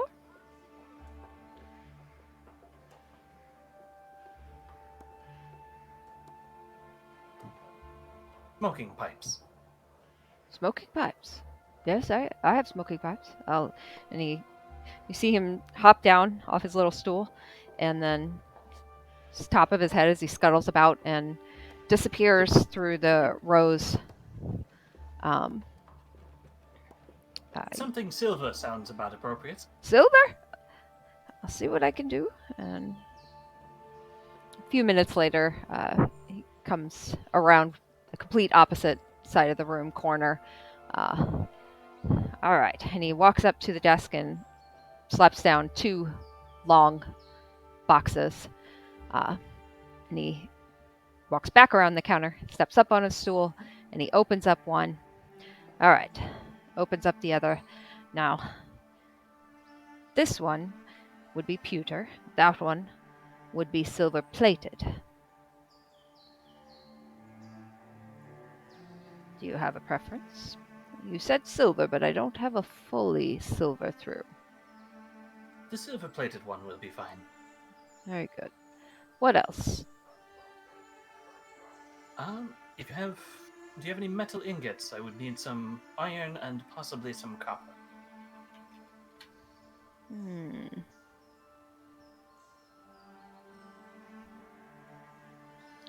I'm sure we could find something. Metal ingots. You might be better off finding those at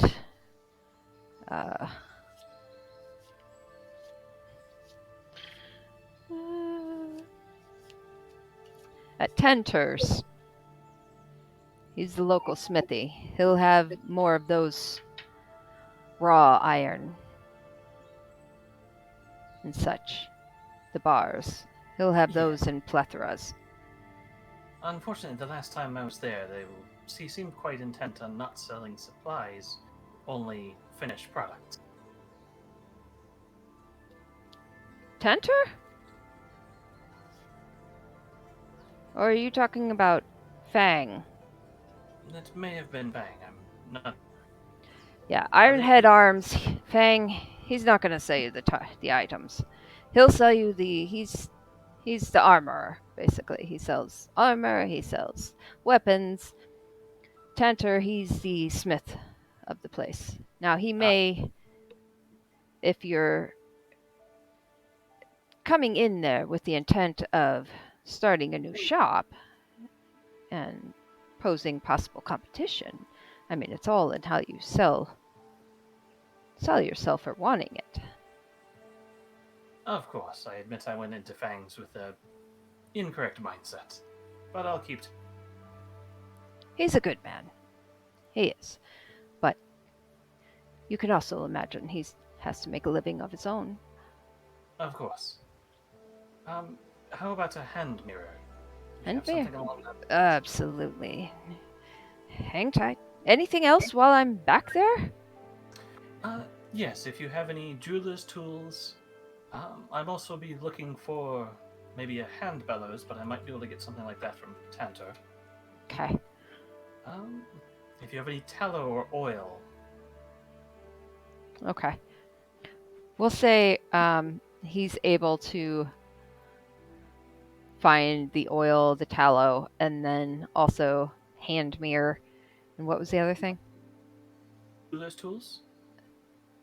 Jeweler's tools? Yes. Yeah. Okay. Yeah, he's able to find that as well.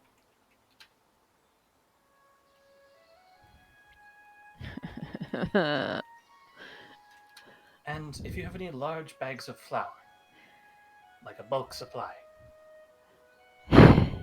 He sighs. All right. Anything else before I head to the back? If you need me to help carry it, I can. Nope. I know right where it's at. He scuttles off. All right. And one more thing. Jeez! I can't imagine you might have a hand bellows around. Nope. I cannot find. Hold on. I don't think 5e actually has an item for like hand bellows. Yeah. Okay. Jeweler's tools is 25 gold. Artifice was being complicated. Where? I don't have a god to get my magic from. I have to be creative with my violence. Okay.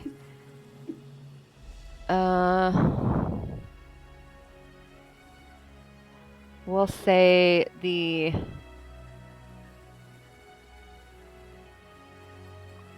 pound of. We'll say the oil and the just regular oil, like nothing specific. Yes. Okay. Flammable. Okay. Like lantern oil. We'll say a pound of each of those is going to run you about about two silver pieces. And 2 then, SP for a pound of oil? huh? 2 SP for a pound of oil? I have no idea what oil is. I'm making it up as I go.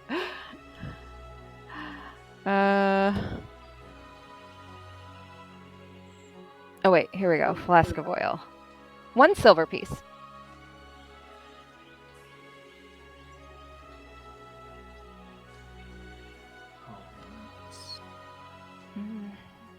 Make it a D&D meth lab. Good.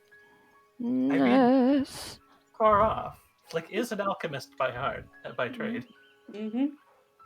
And then the flour, I actually already have that. That's going to be 2 copper pieces for a pound. I'm actually kind of surprised that bellows isn't part of D&D.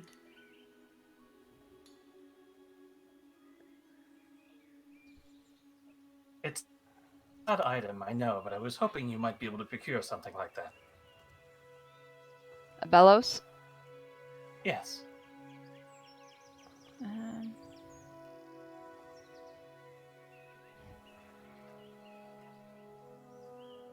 You're full of hot air, be fine. I don't seem to have any at this time. I can make an order if you'd like.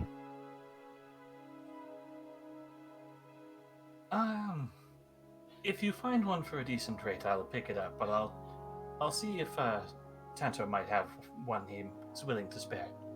Okay.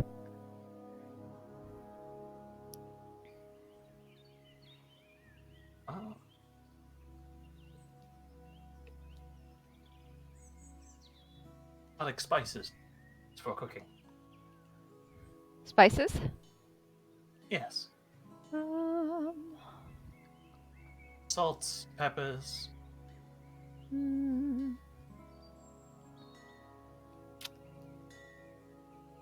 That would be. How much do you want? Like a pound? Preferably a pound of salt would be quite useful. Okay. He is able to procure you a pound of salt, which is 5 copper pieces. Now the better spices, if you're looking for cinnamon or pepper, quite a bit more. Rarer spices. The salt is fine for now. Very good.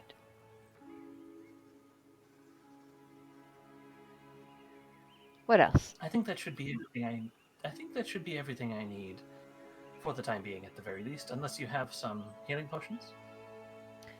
I'm actually fresh out of healing potions. Someone bought me out this morning. Ah, seems I've been away from my own lab for far too long if the supply's running that low. Well, you should find some use of them after all, though. Perhaps speak with your friend. Ah, I'm guessing Liam has been through. Yes. You looked a little disheveled today. Thank you. I appreciate that very much, and he adjusts the glasses. He's quite the wheeler and dealer. Well, hopefully he hasn't promised you anything he can't do. He kind of chuckles nervously for a moment, rethinking everything. Well, I guess we'll find out. Alright, so quick for 20 pounds of flour, and everything else we discussed, 10 flasks of oil, and the pound of salt, and the pipe, and the tools. Did you say 20 pounds of flour? Yes. Okay. A lot of flour. That's 2 copper pieces per pound. Yes. Okay, great. You're good. He nods and pulls the book over and starts making notations. Hands you a handwritten receipt and accepts the money from you. How much for the pipe? You didn't say.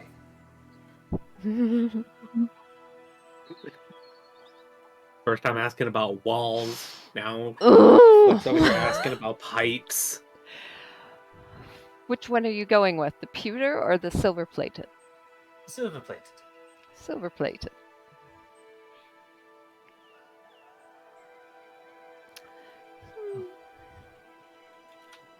I'd rather avoid putting anything pewter that's close to fire and my mouth. His pewter has a very low melting point. It's also toxic. That's okay. That's also a bad. The more you know. And the one character in the party who would know that.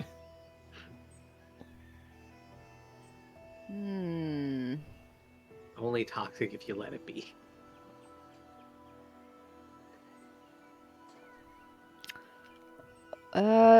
We'll say it's...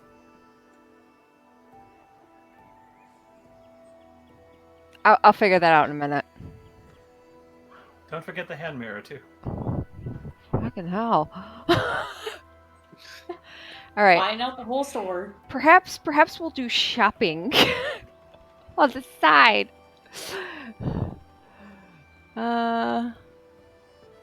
Okay.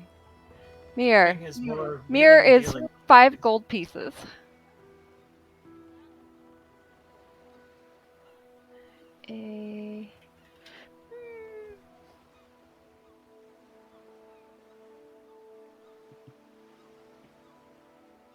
We'll say a pipe is a single gold piece. And as you look at the pipe, the silver-plated one, it looks like maybe perhaps a long time ago it had some nice detailing on it, but some of this, there's only a couple spots, but you do see a couple spots like around specifically where the mouth area is, where the silver has worn down quite a bit, and just a couple chips around the edge where the tobacco goes. Other than that, it's a pretty nice pipe, and it looks very clean. I'm just doing all the math.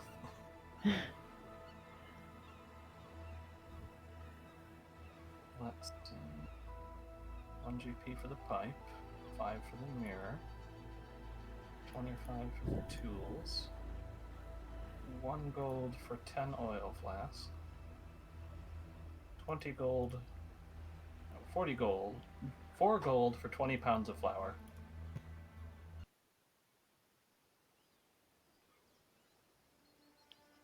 And we'll do 2 pounds of salt for 1 silver piece. So 36 gold and 1 silver piece. All right. He pulls the gold into a bag, ties the strings close, sets it under there, pulls his book back over. Have a good day. Yes, thank you very much, Father. Absolutely. Come back and see us again. Certainly will, thank you. Mhm. And now I get to add a bunch of random crap to my inventory. Huzzah! Huzzah! Anyone else? Yep. What you got, 3?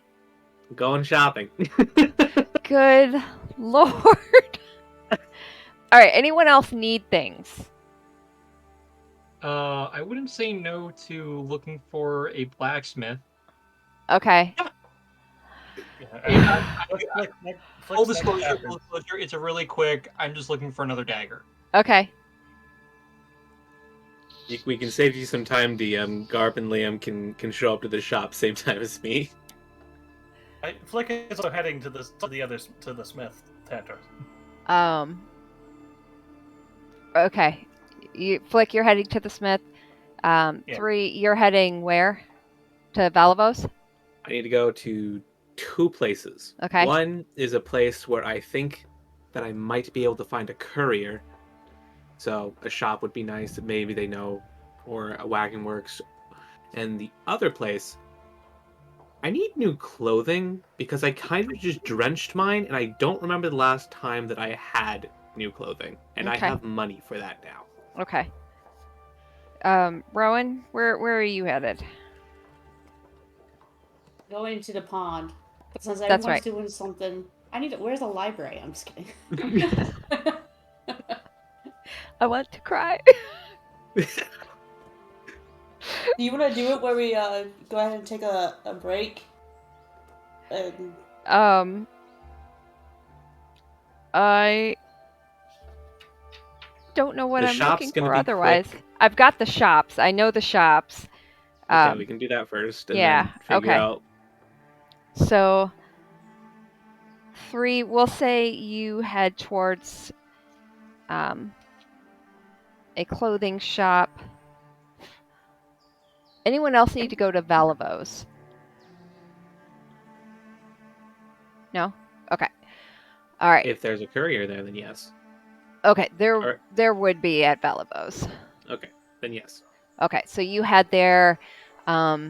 You introduce yourself to the shopkeeper, and let I him, also bring out one of Liam's flyers that he littered everywhere. he adjusts the glasses a bit. Ah, looks like it worked, and he snatches the thing out of your hand.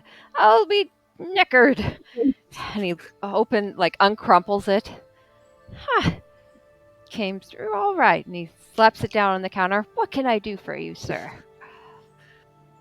I mostly just need to know if there are any couriers that run through here. I need to send some money to a specific location. Absolutely. Couriers come through this road all the time. Perfect. I need to send 40 gold pieces to a church. Okay. And he jots down in a separate book 40 gold pieces to which church? And which town? Let's see, it was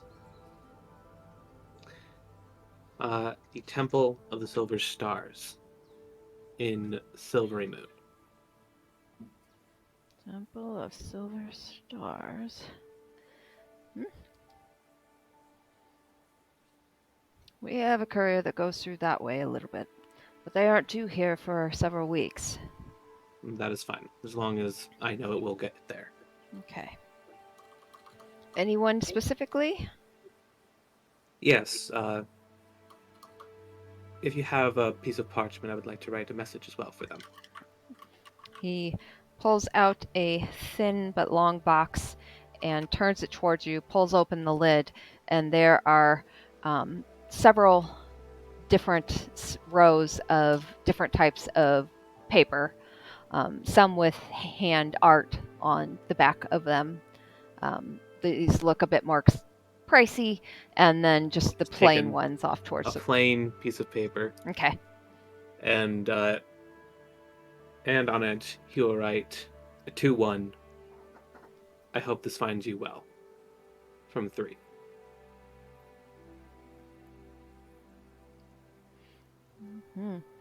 After you finish writing that, he snaps the box closed, slides it back under the desk, and slides your note towards him, places it in another piece of paper, which he folds neatly and ties a string around, and puts it into a side box, which he then puts a lock onto.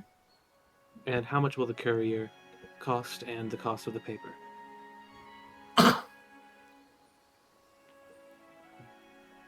I don't know. I'm gonna just do 5 gold because that seems appropriate. DM, how much do you hate us right now? We'll know the next combat encounter. Full disclosure, I did tell all my friends about today's session being heavy on RP and us shopping. I mean, I predicted this. to be fair, I'm not certain if the DM's going to be more frustrated with my shopping list or when I have to use it all. Probably both. Yeah. Considering 1 gold is a week's worth of wages, how Yeah. about 5 gold for this? Okay. That'll cover, and the paper is much cheaper, but he'll look at you and nod and say, that'll cover any return messages as well. Wonderful.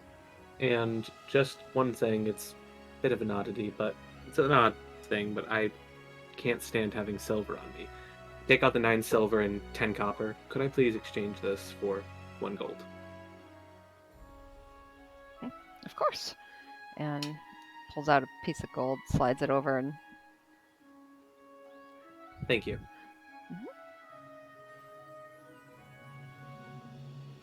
With that, I will be on my way. I do believe that fellow's name that had the flyers was Liam. He's an odd one. Has very odd ways of getting flyers out. Oh, do tell. I believe there was a window involved at some point.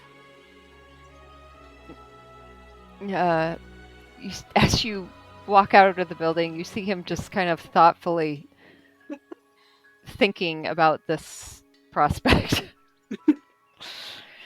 All right. So, Clothier. Claudia.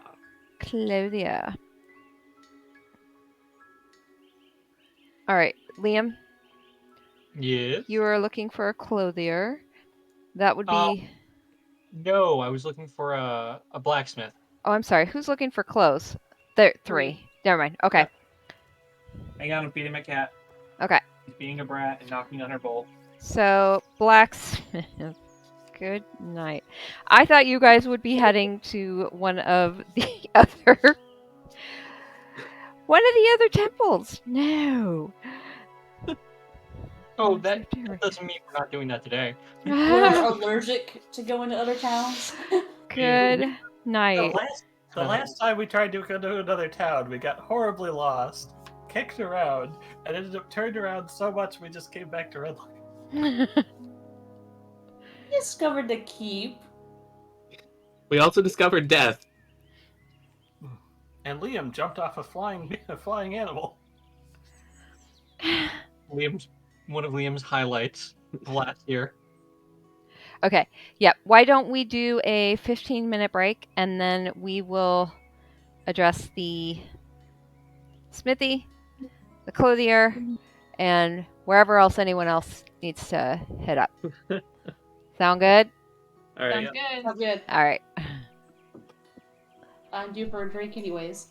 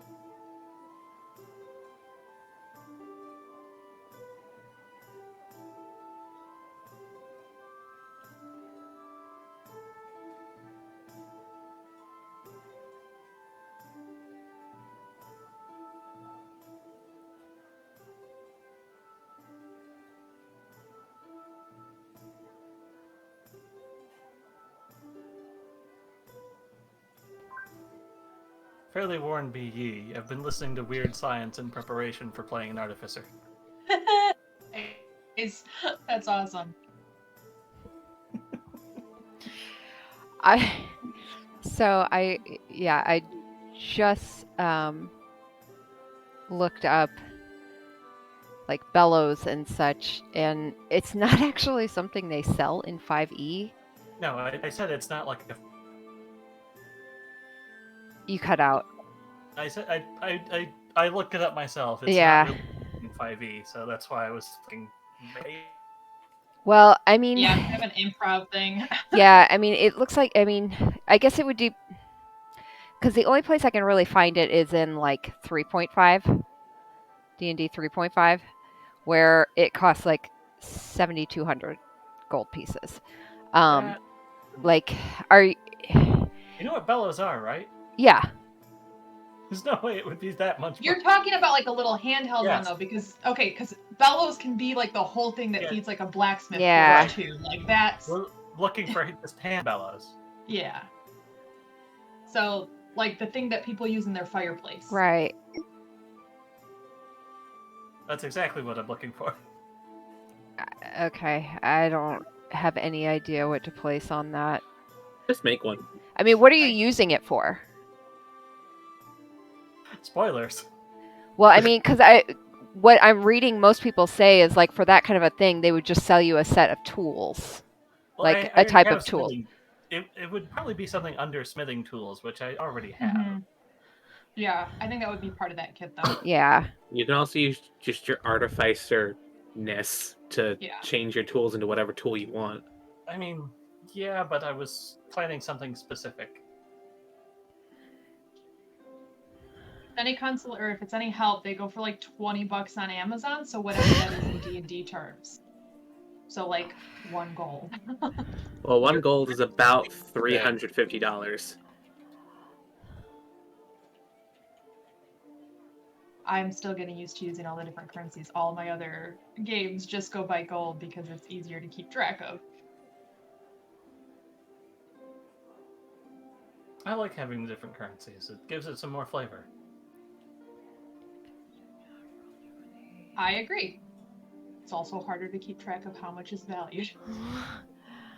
I think it's each step is like 10, except Electrum, which is weird and nobody uses it. Yep. 10, 10, 5, 10.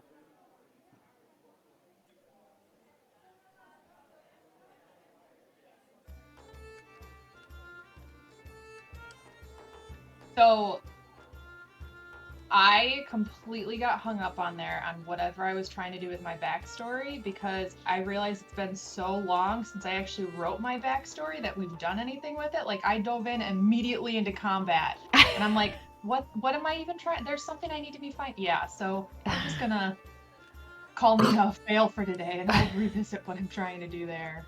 I mean, minor spoilers. The whole reason Flick was wanting to push deeper was part of the backstory she was looking into, and this was the closest clue she'd gotten.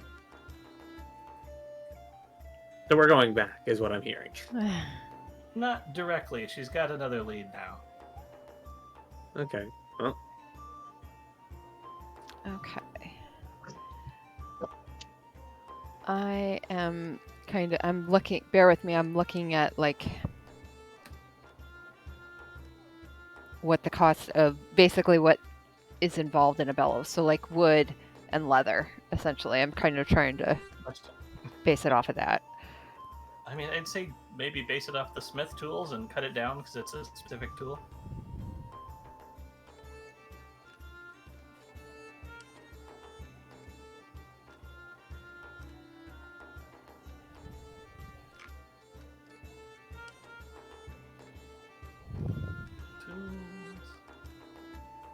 I would say maybe like 5 gold at most. okay, sure. Yeah. We'll just say we got it at Valavos. Sure. They updated some stuff on D&D Beyond. Now, in the equipment chapter of the player's handbook, they actually have links to every piece of armor and every piece of every weapon and what all the different properties do. I like that. Neat. Do they have a bellows? No, not yet. I'm looking. I'm That's what looking I was like, because I I'm know you're going to charge surprised. me for clothing, and I'm helping. I have clothing on. I've got clothing numbers. It's kind of surprising that they don't have a bellows because it's kind of like they tend to have some old school tools. It's 5e, Wait, everything's slimmed down. But no, it's... The party doesn't like closed doors, so Flick is coming up with new ideas for dealing with them. Oh oh God. boy. Party needs to stop going through closed doors. You're right. Let's tear them down. Uh, Uh, what are you drinking, Megan? a strawberry sweet wine. There's no. I just saw how bright red it was. I was like, Yeah. what is it? Cranberry vodka or? No, it's strawberry wine. We've got a local winery, St. James Winery, and it's simple. Nice. Yeah. Sounds good. It probably makes a really good spritzer in the summertime too. Yeah. I love my sweet wines. I can't do the strong stuff, but I got a pre-mixed Moscow Mule in a can because I felt lazy. oh, That sounds awful. It's not the worst. It's not Okay. terrible. What brand is it? That's a good question. I think I've had one of those before. They're actually not It bad. basically just says Mule 2.0. Okay. Yeah, they're kind of like it's like a hard seltzer type thing, but it's like a Moscow Mule. It's not the OG, but it's not awful. Yeah. Mule 2.0 is the brand. Oh, okay. Not the one I had. It was at the liquor store that I could walk to from my apartment. Yeah. Nice. I am not doing a Moscow Mule. what are you drinking? Crown Royal and Vernors. What? Crown Crown Royal Royal and Berners. and Vernors. Burners? So, I love Vernors. I can't get it down here. I miss it so much. Why? It's Vernors so is It's the sweet. best. It's the best. I don't like it. It's like a nice solid ginger ale. And when you Such put a good a thing. bunch of Crown in it, it tastes even better. So the thing about Crown Royal that always has a funny story is my dad was into D&D and tabletop stuff in like the 80s when it was cool. The tradition of the area was, because they didn't make all kinds of extra accessories and stuff, you had to carry your dice in something, and so the tradition was you used a Crown Royal bag to carry your dice in. Yep. So my dice bag is my dad's old Crown Royal bag. Nice. Yeah, I have a bunch that I've kept in my basement.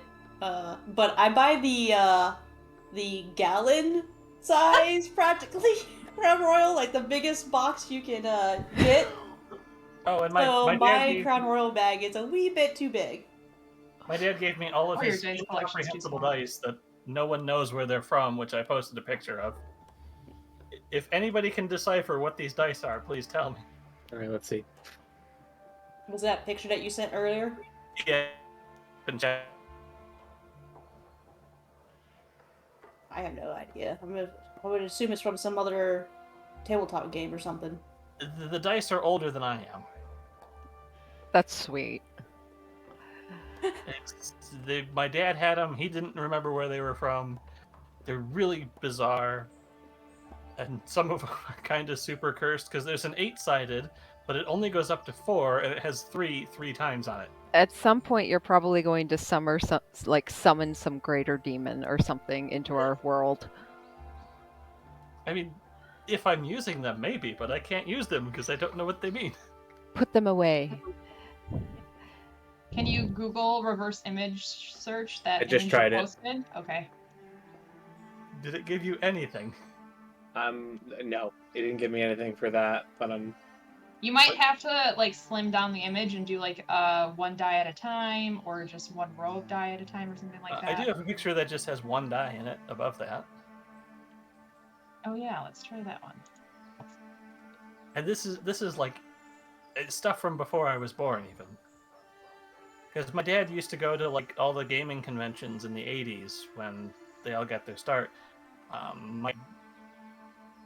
My godfather actually have beta run Magic card.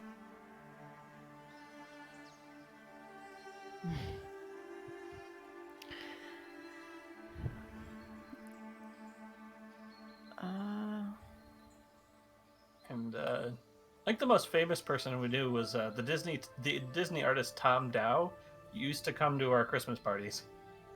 Oh, wow.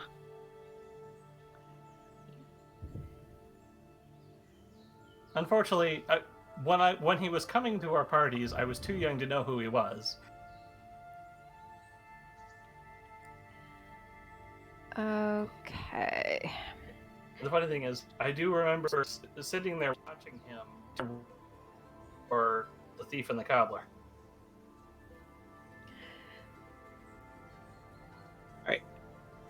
All right. So, okay, let's catch up to where everyone is. So, Flick just left Valley Vo's with armful of stuff. Well, you've got your bag, and it's got significantly more room now. Let's see. It's a bag of holding. It's nowhere near full. Liam, let's say you introduce Gar to Valivo soon after, and you are heading towards the armorer, correct? Yes. Okay. And then Rowan, you were headed towards the pond / lake. 3, you were headed towards the clothier? Yes. Okay. And then Nina, where were you headed? I'm just gonna go back to the inn and get my journal or my notebook and write down notes while I wait for everyone else. So you can just say that I'm waiting and do everyone else's things. Okay. Just as a side note, Rowan and Flick, you, as you were looking through Kendra's items, you would have also found 2 daggers on her. Just FYI, Liam, you probably would have seen her holding them as well at some point, unless you are looking for something specifically. Who seen holding daggers? Huh? Who would I- Kendra had daggers on her at one point. Like, you want to add them to your inventory? Sure. How many daggers did Kendra have? I think it was 2. I closed her box. Hold up. Let me open hers back up. How dare you? You should always know what everyone's inventories are, even dead characters. Nope. Here we go. Yeah, she had 2 just regular daggers. All right, I got them. Okay. She also had a quarterstaff, a spear. She hit things with a stick. She had hempen rope. Get the rope. Rope's useful. Water skin, tinderbox, and then 10 rations. Hempen rope? Yep. 50 feet of hempen rope. I will absolutely grab that. Okay. I don't need a high strength stat. I have the bag.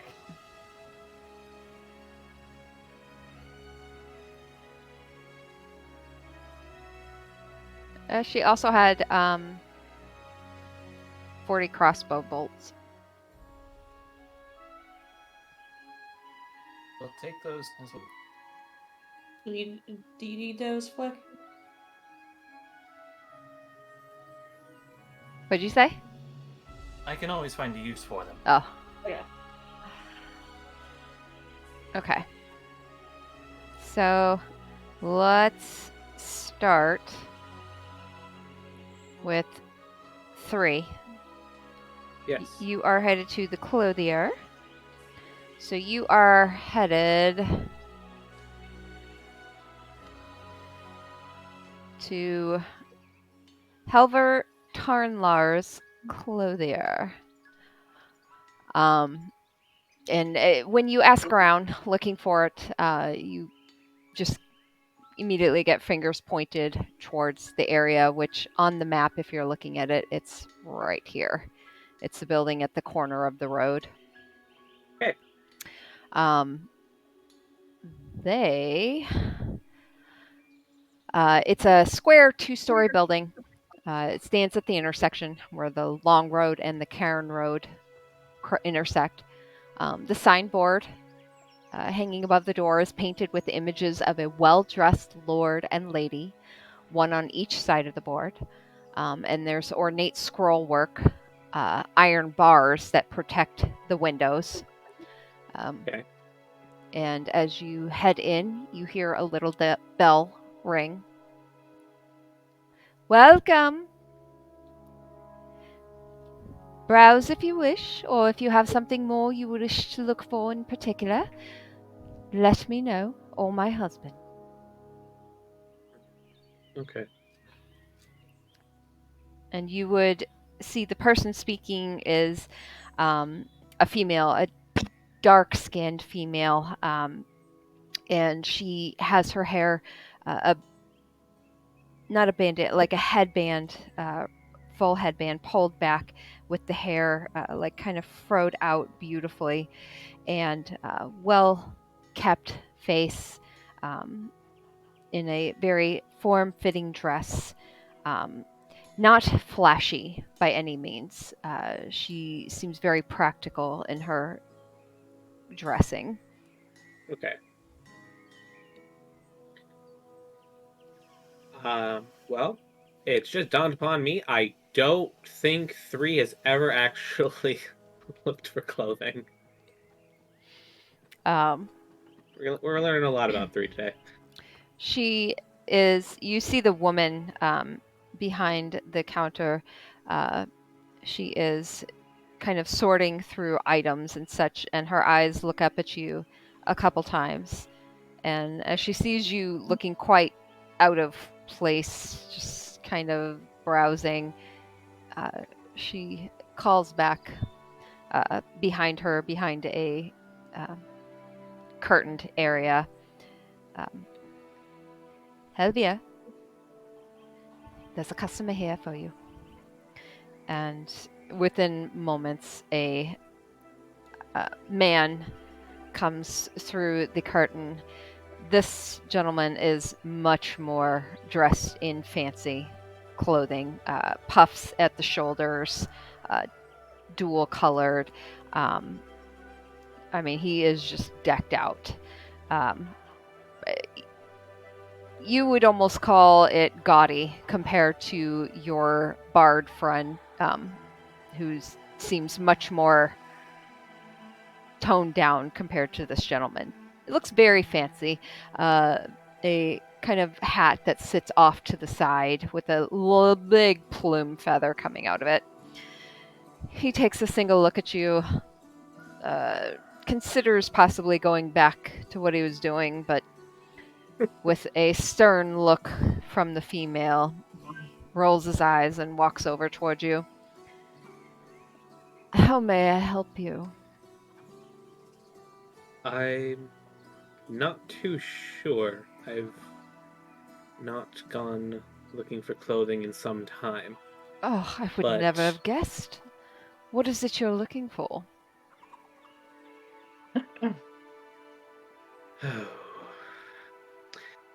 I'm just looking for some plain clothing. Perhaps some boots if you have those as well. Plain clothing. Yes, we have that. And he drapes his arm over your shoulder and kind of directs you off towards the back of the room and then down a small little hallway into a little closet-sized area where there are some plain, very basic clothes. And he kind of says, all right, well, Tata, try on what you wish, take what you like. We'll check you out at the front. Good day. And leaves you. Frick.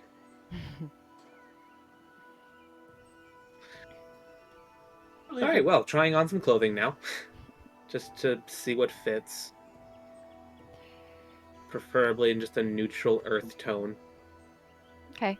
Are you looking for like top and bottom? Yes, Cloak? because I have a feeling that he only has the one set of clothes, and he has not changed them. Okay. Okay. After a few minutes of just kind of browsing, trying on a piece, the female comes into the back area, knocking lightly on the door before she allows her eyes to kind of look up at you, kind of giving you a moment in case you were not decent. Okay. Is there anything I can help you with? So far, you've been a lot nicer than that gentleman. She crosses her hands in front of her and chuckles a bit. I apologize for my husband. Hilvier is very passionate about fashion. Suffice to say, some people become neglected, and I do apologize. That's not what we wish to project with this business. I, however, am a businesswoman. I'm here to help you. What can I do for you? I think he's brought me to the correct area, at least. I'm just trying to find some clothing, as what I've been wearing has been what I've been wearing for quite a while. It's torn, muddy, stained. She Just not good to wear around other people. walks up to you, gives a small sniff before she reaches her hands out, kind of pulls one arm up, looks at the clothing, kind of picks at it. It is salvageable if you wish for such, or we could offer you new clothing if you would prefer. You're fairly common size, I believe. And she walks over to one little area, kind of tinkers through several, and lifts up a shirt and hands it over to you. And she kind of looks at your pants, pulls out the back a bit, like presses her fingers in between your pant line, very professionally. And I know what you're describing. yeah, My brother did this with suits. yeah. And then she goes over to the pants, kind of sorts through them, and pulls some out. Here you go. And she does hand you very neutral, brown colored pants, a very, not dark green, but just a very general faded green kind of a color on the shirt. Just a very simple pullover shirt with a few buttons at the top. These look like they would suit you very well. May I try them on? Of course. And she steps down the hallway a bit and just turns with her back to you. Try them on. I assume they fit. They'll fit. Awesome. Then, just looking at myself, I am a little, I guess, taken aback is the correct word. Just a little shocked that this is what I would look like if I wasn't who I am. Just a common person. She kind of turns her head a bit, not looking back. Does it suit you?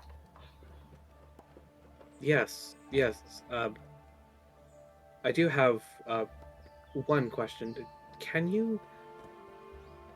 There's somewhat of a family crest I have. Could I pay you to sew one in for me? Of course. We can absolutely do any kind of embellishments, if you please. It will take about a day just to be able to complete it. So you'll have to come by tomorrow sometime to pick them up. We Thank would, you. of course, need payment ahead of time. Of course. How much? For the clothing, total, it would be 5 silver pieces. For the... I'm trying to think of what it's called. It's not Embroidery? Embroidery! Thank you! I knew it was an E word. For the embroidery, that's only 50 copper pieces. No, did I say 50? I'm sorry. It's 20. 20, which is 2 silver. Okay, so that's 7 silver in total. Mm-hmm. What color would you like the embroidery? I would like it to be just like this, just as it is on this breastplate. As I just bring out the armor that's still a little bit damp. Is there the symbols on it? Yeah, the symbol is Okay. on it. It's right here, right over my heart. She takes a good look out of it, tracing her finger along a portion of it. Very good. Yes, that should do fine. If you'll come to the front, I'll take the payment and I'll do a rough draft of the drawing, if that is all right with you. Yes. And she'll take you to the front. All right. He's gonna change back into his old clothes before he comes forward, because. Okay. And he comes back up. He sets it down on the table for her to take the sketch, and he just puts down 1 gold piece. She takes the gold piece and pulls open her little chest and succinctly pulls out the proper change back and slides it across. No, thank you. Keeping silver on me is bad luck. I would much prefer for you to have it, since you've been very polite to me. She looks up at you for a long moment, and then her eyes look over at her husband, who is helping another customer, who looks over for a moment and goes back to helping him, and she smirks at him. We thank you for your patronage. And she'll slide the money back. Any other colors you would like other than the silver? She doesn't look at you as she says this. No, that will be all.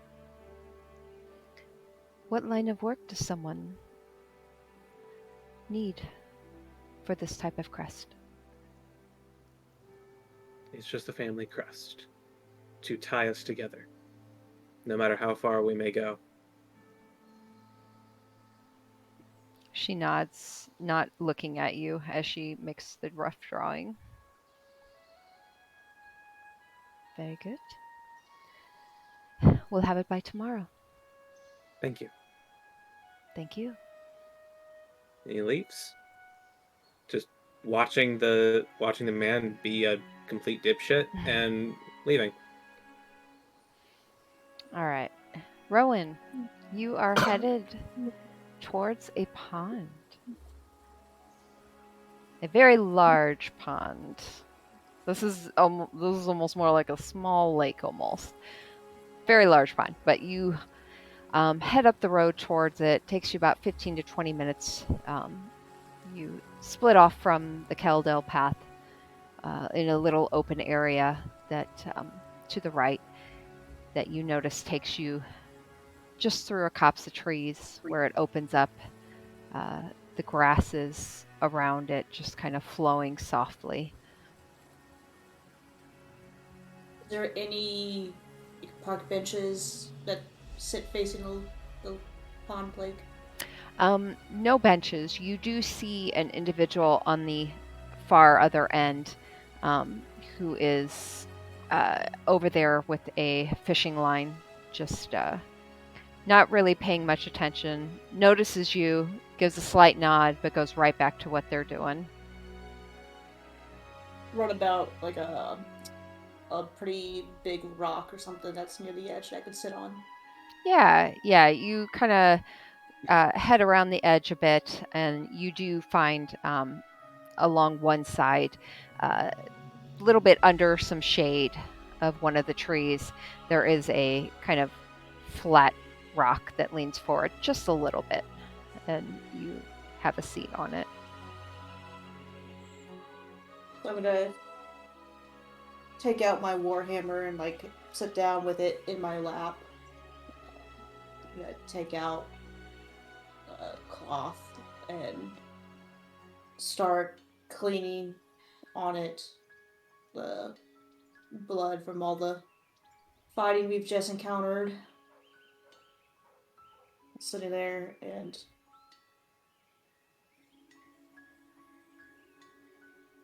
basically thinking about everything that's gone down in the last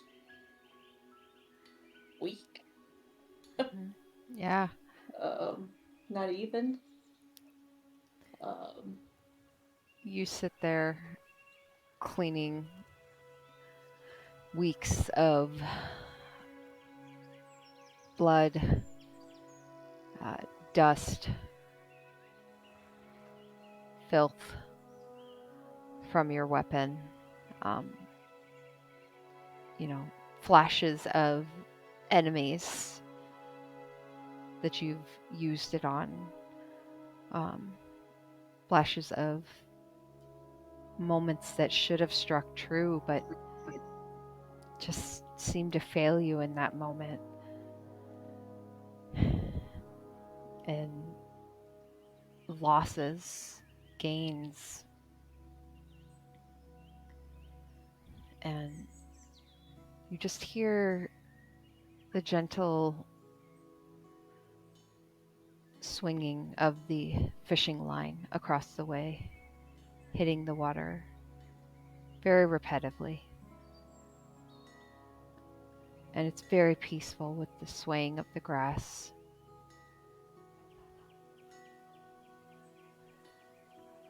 As you clean your warhammer, dipping your cloth into the water now and then.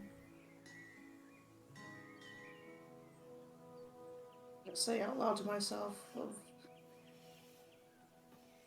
why have you not been working with me, like almost talking to the Warhammer about why I can't seem to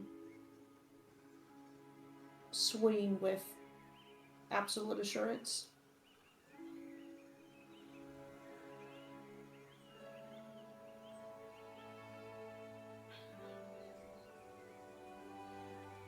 Or to go look out at the water.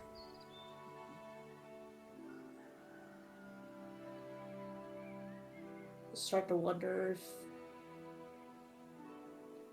my path is starting to falter a little, that maybe I'm not living up to the expectation from Herodias. Okay. So you spend time doing this, and you don't get any response while you're sitting there, and it seems to linger almost more without the response, leaving you not with a refreshed feeling that you were hoping for.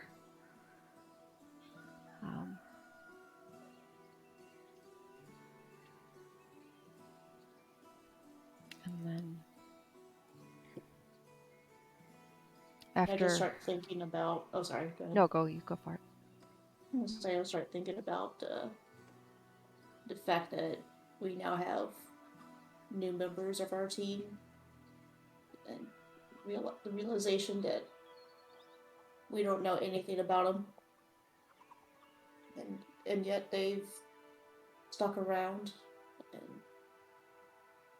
have offered help.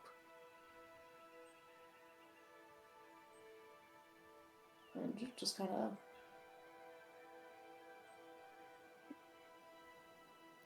hold myself steady and say, what happened to Kendra can't happen again, and I won't let it happen to these new people. As you're looking across the pond, pondering this, you don't even realize it, but the fisherman has just kind of slowly been making their way around the pond. And as they get closer, they don't say anything right away. They just continue fishing.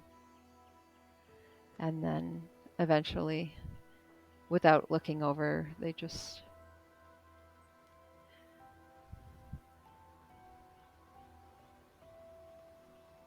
Most people come here to pull things out of the pond, not put things into it.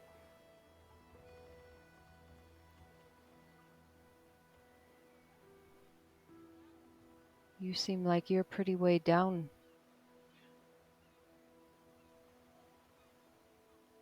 Look up at him.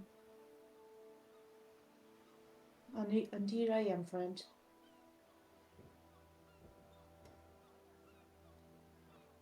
Well, Dealt with a lot of loss lately.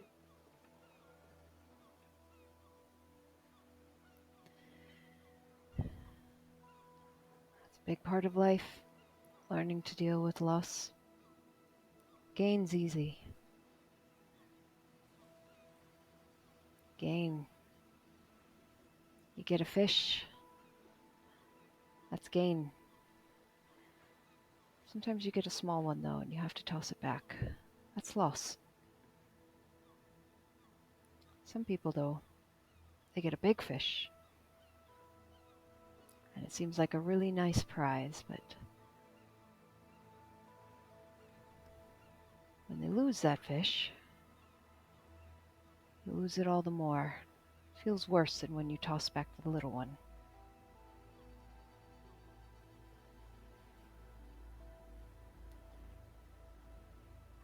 I think it's balance.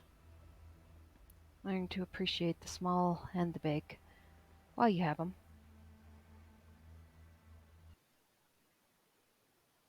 Because everything goes back into the pond eventually.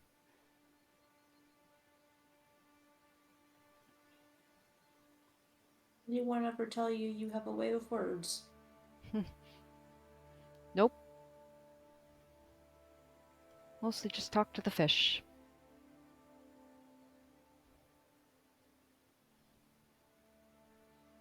Sometimes helps. I'm sure it does. It's a nice warhammer you've got there. It's definitely helped me get out of a kerfuffle or two. Kerfuffle. Not you heard that word used. It's not in combination with the warhammer.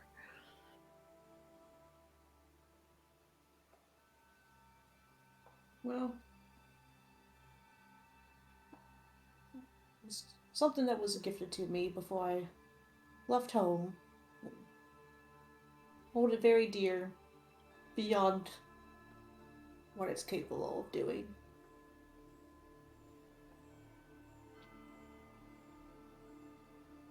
Is it a big fish?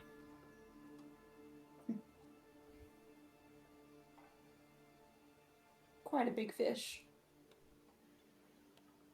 Because you look like you've dropped a fish or two lately.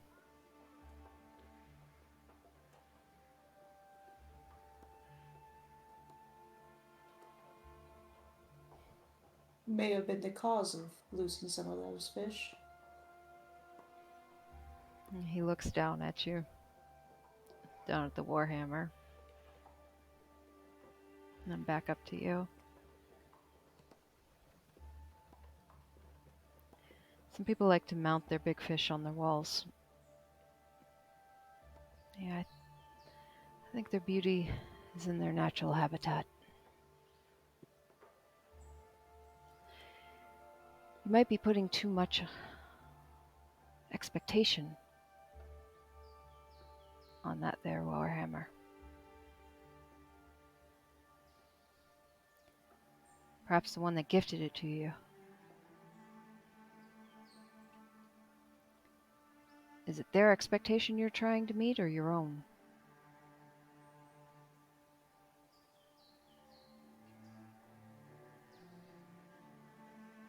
It was theirs, but I think it's more of my own. Well, then you either need to make it yours and follow your own path, or you need to figure out how to meet the expectation of the one who gave it to you.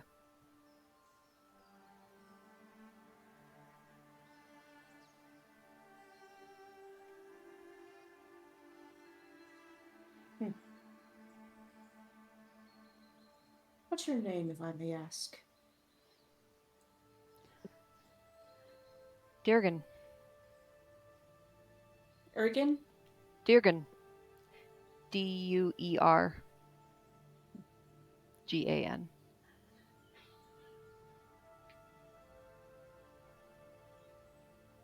Came out here to be alone, but must say it was nice to meet you, Durgan. You as well, unnamed warrior. He smirks at you. My name is Rowan. Good to meet you, Rowan. You've managed to catch any fish today? Nope. There's actually no fish in this pond.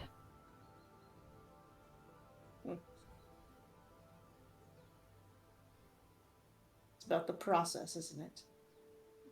He looks down and winks at you.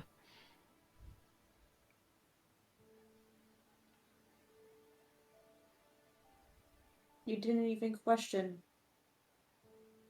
the fact that I was cleaning blood off of my weapon. I haven't shown any fear.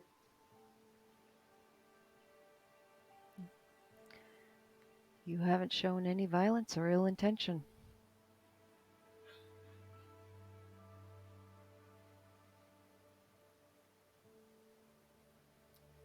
Doesn't matter what put that blood on there.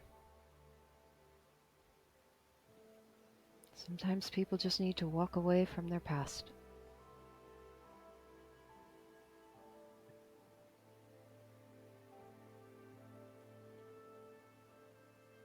Indeed. Exactly what I have done.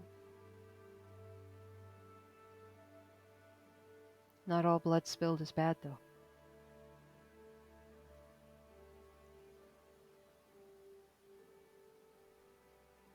I try not to.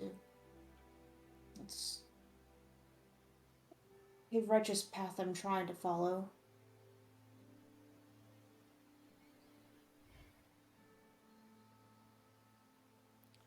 Though some may question the fact that requires some bloodshed. All paths to righteousness require bloodshed. At least in my experience. Just depends on whose righteousness you're following.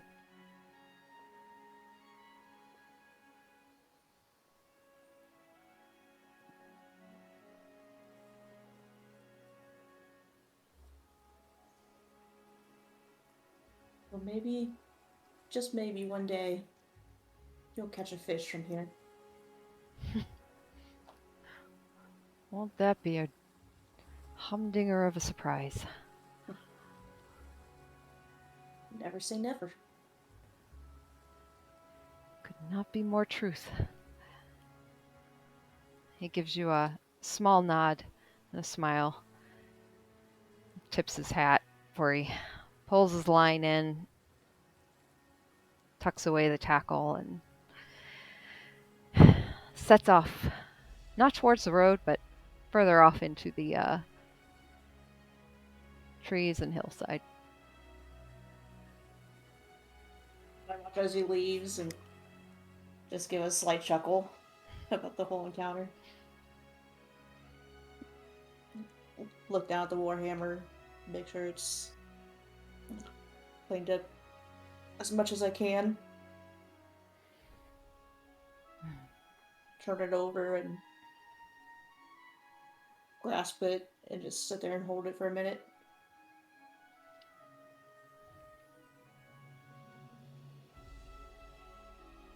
Put it back and get up and start walking back to town. All right. Liam. Mm-hmm. Why are we all so sad? Party member died. You finally decided to actually do something about it. Everyone's sad. I don't get it. I know someone died, but damn. And y'all almost died too last time. Okay. Liam, you are headed to the smithy? Yep. Okay. So is Flick. And Flick. So you head towards the Smithy's house. You actually meet Flick outside of Valleyvos as you're bringing Garb in, and you introduce him. Flick waits for you outside, and you both wind up heading down there together. Which is... Where are they? Oh shit, where are they? Oh, here they are. So, they're down the Caldale path. Right there. You guys see it? And this is not the blacksmith we went to last time that Liam stole a bunch of random objects from. It might be. I did that. I mean, I don't deny that I probably did. I just don't remember doing it. I remember you doing it Well, here we go. because you were upset that they wouldn't sell Flick any supplies. If this is the same one as last time, I don't want to go there. Oh. Yeah, I couldn't remember if you'd gone to the armor or the... You're right, you did. You went to the Smithies. Yeah, they're the only smith in town. Oh. Then Flick wouldn't go in, but Liam, if you can get me any iron and copper ingots. Well, the iron's for you, the copper's for something else. Tell me, what's the iron for? Armor studs. What was that? Armor studs. Ah, for studded leather armor. Okay. I wasn't sure if we talked about that or not. I was actually going to buy some here. Okay. Perfect. If you wanted to purchase some, I could work on improving. So, let me go in. Okay. Hello, good day. You head inside.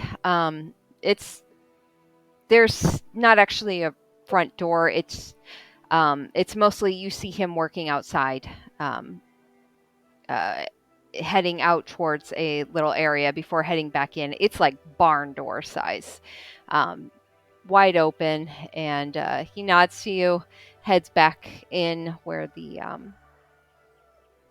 forge is and everything. And you looking for anything? I'm looking for a lot. The question is, do you have what I need? Good question. What are you looking for? Well, for one thing, how many copper and iron ingots do you have?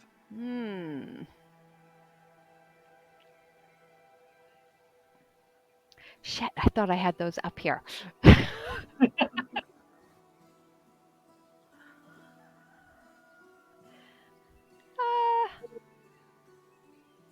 Got quite a few. Have to keep quite a bit on hand. How many are you willing to part with? How many are you looking for? Well, how much are you willing to part with? Got to keep my business going. Depends on how Okay. much you're willing to part with gold-wise. Give me a price.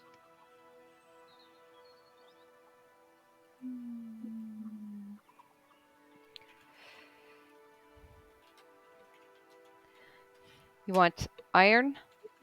Iron and copper.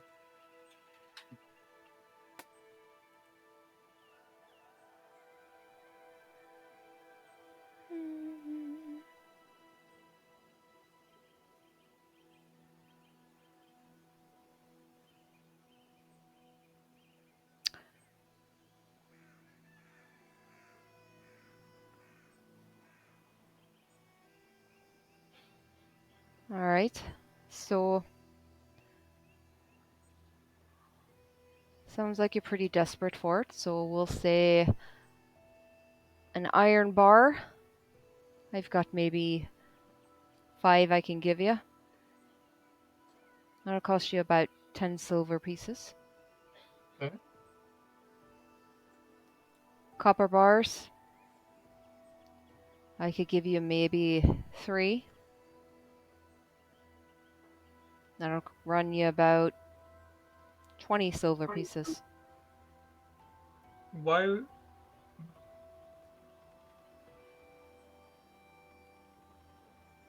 You said 10 silver for the iron? Iron.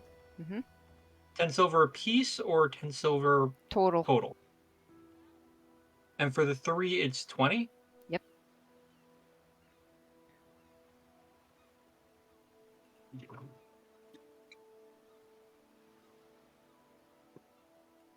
What do I have to do to get you to double that? Copper or the silver? Or Both. both?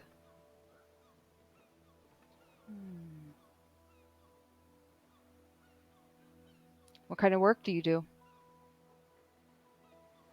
I'm one of the heroes of Red Larch. What does that mean? All those happenings and things going on. Mm-hmm. I'm one of the people who've been taking care of it. Well, that's good. Thanks for doing that. Well, I'm the one that provides armor and weapons for the good, fine people here.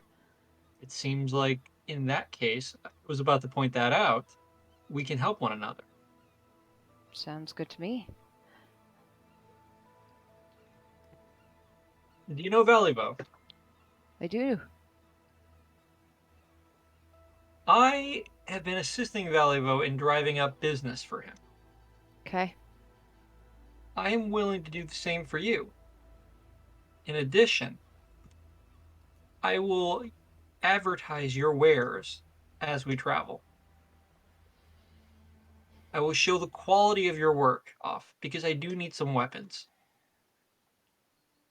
I'd like to trust you with that. So if you double the copper and the iron, I will purchase my weapons from you, advertise them going forward to all who see them, and I'll throw in 2 gold. Like 2 seconds into you starting this, his eyes start to glaze over a bit. Make a persuasion check with disadvantage.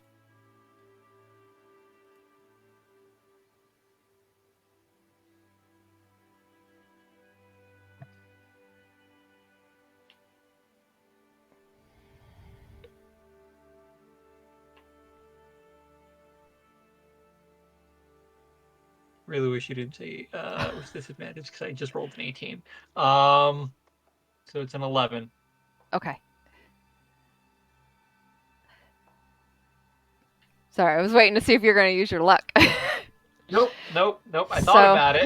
I did think about it, but I was like, I don't know what the rest of this day is going to look like, and I don't So, want to use it for haggling. yeah, his eyes glaze over and he eventually just waves his hand. Look, stop. I'm a smithy. I'm not one of these business people. I make armor, I make weapons. I normally don't sell them. Most of my stuff winds up going to the armor. What you see here is what you're going to get.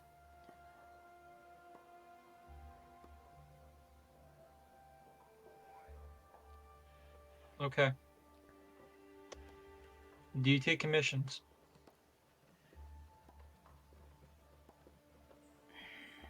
What are you looking for? I'm looking for a dagger. I'm going to hold out Callan. I'm going to show it to him. I want a dagger comparable to this one. He holds his hand out. So we can feel it. He takes it, flips it a couple times in his hand, runs his finger along it, kind of bends it a bit to see, how flexible it is. Runs his finger over it.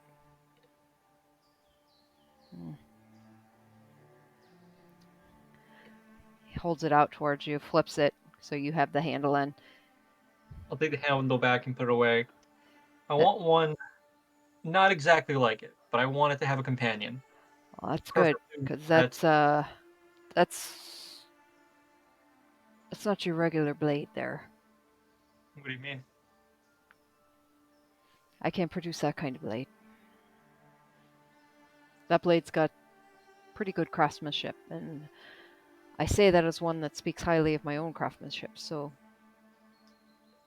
I could give you a blade, a very good blade, but it's not going to be like that one. Will it be sharp? It'll be sharp. It'll cut a man's throat.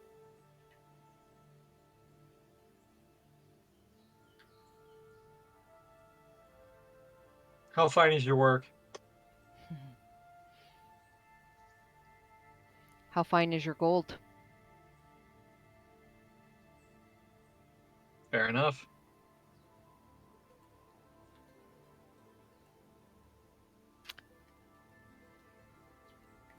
I'm sorry, I'm thinking. I'm Yeah. thinking. If you're looking to do like another +1 dagger, Wait a second. Has Talon been a +1 dagger this whole time? pretty sure.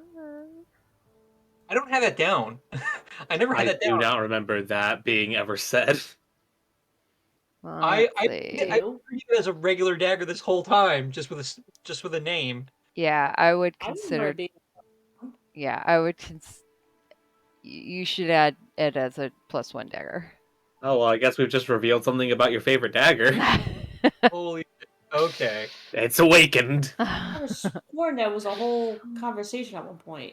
I know you had another one that you gave to Pell, but yours should definitely say it's a +1. Okay. Because I know you and I worked out what Mhm. something else with Talon. Yeah. Spoilers, guys. Spoilers. Yeah. But I thought I had left it at that, and we didn't do anything with that. Okay, yeah. Yeah. I do want another plus something dagger. That's Okay. what I'm trying to get here. So this is what I'll do. You think your work is some of the best? Not the best. Best in Red Larch. Best for miles around. Yeah. What'll 5 gold get me? Might get you the handle. The kind of dagger I think you're looking for is going to cost you anywhere from 100 to 500 Gold? gold. God damn. I definitely do not have that much. I ran my math. I've only got, even if I convert everything, only 376 gold.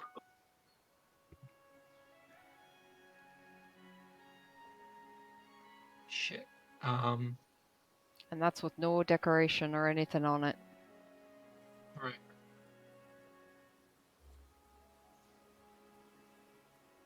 Okay. I'm gonna. Oh boy. This took a turn. Unexpected. Are you gonna get Flix Iron? I mean, yeah, that I'm gonna get. Shit. Okay. So I don't want to waste too much time because everyone's got stuff they want to do, and we've been shopping all day. It's a shopping episode. It's just, yeah, typical Sunday shopping excursion. Humanizes us. Do I notice anything worth notice in the shop? I mean, yeah, there's a lot of metals. There's a lot of half-made armor pieces. There's a lot of weaponry you see kind of out just sporadically about. There seems to be some kind of order to it all. And he's not the only one there.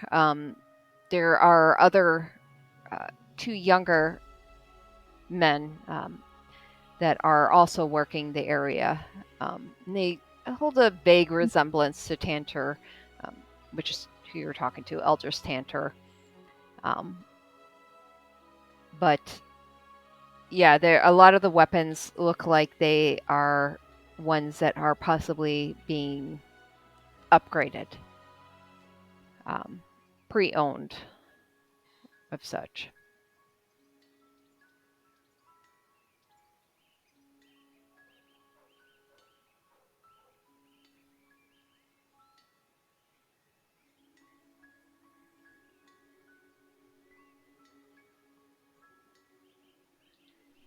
Looking for anything else?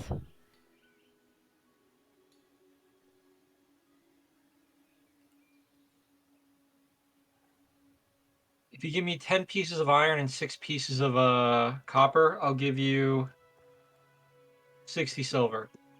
No, wait. 80. For your trouble. He nods his head. Deal. And starts stacking up the bars and places them in a wood carton for you, and he adds an extra copper one for you.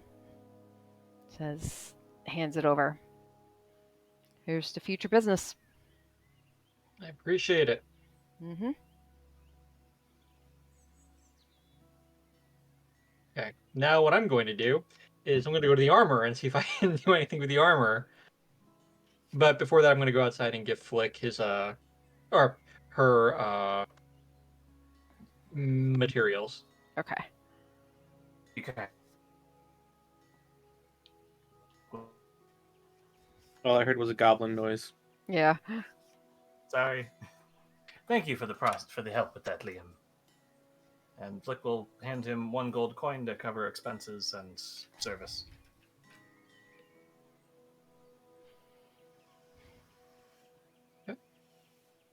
Before I go to the armor, I'm just going to touch base with Flick. How soon can you do that improvement to my leathers and my my dagger? The dagger's going to take a bit longer. Study.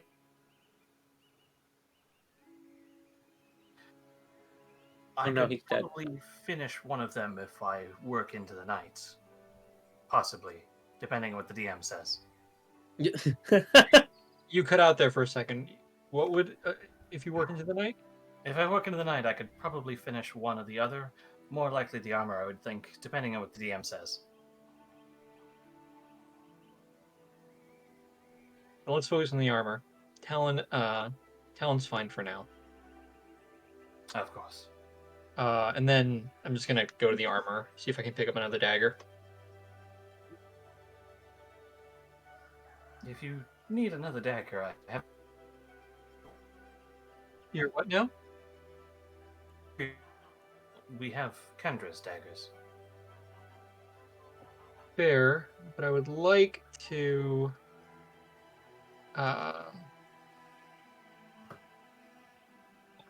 Okay, I'm sorry. I was trying to figure out like how to upgrade Talon. So +1. That just is bonus damage, right? Damage and the attack roll. So to hit bonus. Mm-hmm. Yes. Yeah, +1 damage. The hit +1. Okay, and it's a dagger, so that's a dual wielding weapon, right? Yes. Okay. None of that was there. So now it's improved. My bad. Sorry. Da, da, da, da. Okay. So what were you saying about Kendra's? Oh, I'm trying to find a stronger dagger. I don't think Kendra's were just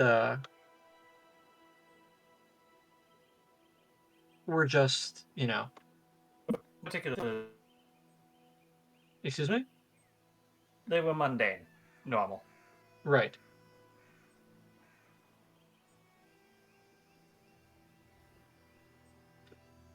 So I would like to find a better one. We'll live with it.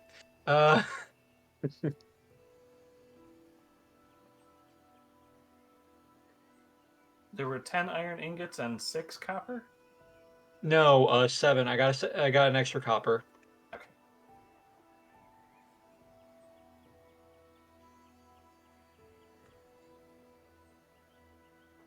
Okay. Now I can feel comfortable in the sense that like my inventory is improved. That was gonna bug me if I didn't do that. But okay. So to the armorer I go. Unless we want to cut away to someone else first. I don't want to monopolize time. Anyone else have anything? Flick's shopping is done. If I'll meet the rest of you back at the inn. I have work to begin on. Okay. No, unless someone wants to spend time with 3, I'm just gonna be wandering around. That sounds so sad. If anyone wants to come play with me. I'm Flick would gonna be happy head to the to bar. but All right, so Rowan, you head to Helmet High, he was son. going. Yeah. All right. You keep saying stuff, but it's just so quiet. I only notice because your light's going off. Me? Yeah. Oh, sorry. I'm trying to adjust the mic. Had some volume issues. Yeah, Flick would happily spend time with 3, but 3 left first and didn't say where he was going. So Nope, he's just wandering around now. Okay. there would be banging and clanging and smithy noises coming from behind the inn at this point. Behind the inn. Oh Well, dear. they probably wouldn't let Flick set that stuff up inside the rooms. Yeah. Kaylissa may have had a little bit. She'd have some words about that. She runs a nice inn. Yeah, I'll go see what Flick's doing. All right. Liam, you head to Ironhead Arms, Fantastic. which is here on the map. The map. All right. So you come into the area. It's a single-story building. It's not too big, but you do see a male half-orc, and he's got some scarring. He's That's the one we saved? no, this would be a different one.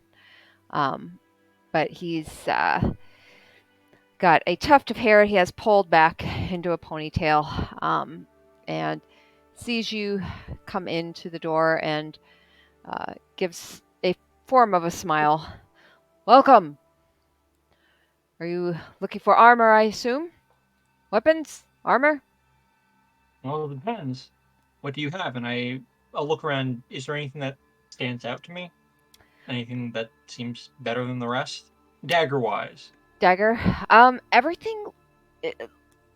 You don't see anything that looks really, really special.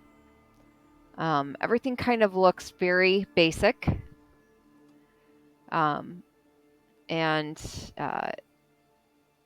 Fang, Feng is his name, Fang Ironhead. He would address you over to the daggers. You do short arm battle, yes? Yep. Prefer Yeah. something light, fast, something that I can be acrobatic with that won't slow me down too much. Okay. And then I show him I pull out a talon and I flip it around and I show him something similar to this. He takes Talon and holds it, kind of weights it, and does the same thing that the smithy does, where he kind of flexes it a bit. Well, you definitely won't find a dagger like that here. That they're special. I'd keep that in hand. Oh, I plan to. But I want something that maybe it won't be the same, but something comparable. Something that do you have anything that comes close to this? No. I'll be straight with you. I don't have anything quite along those lines. Okay. I've got simple daggers. They'll definitely cut and they'll slice, but they're not going to be the type of thing you're looking for, I don't think.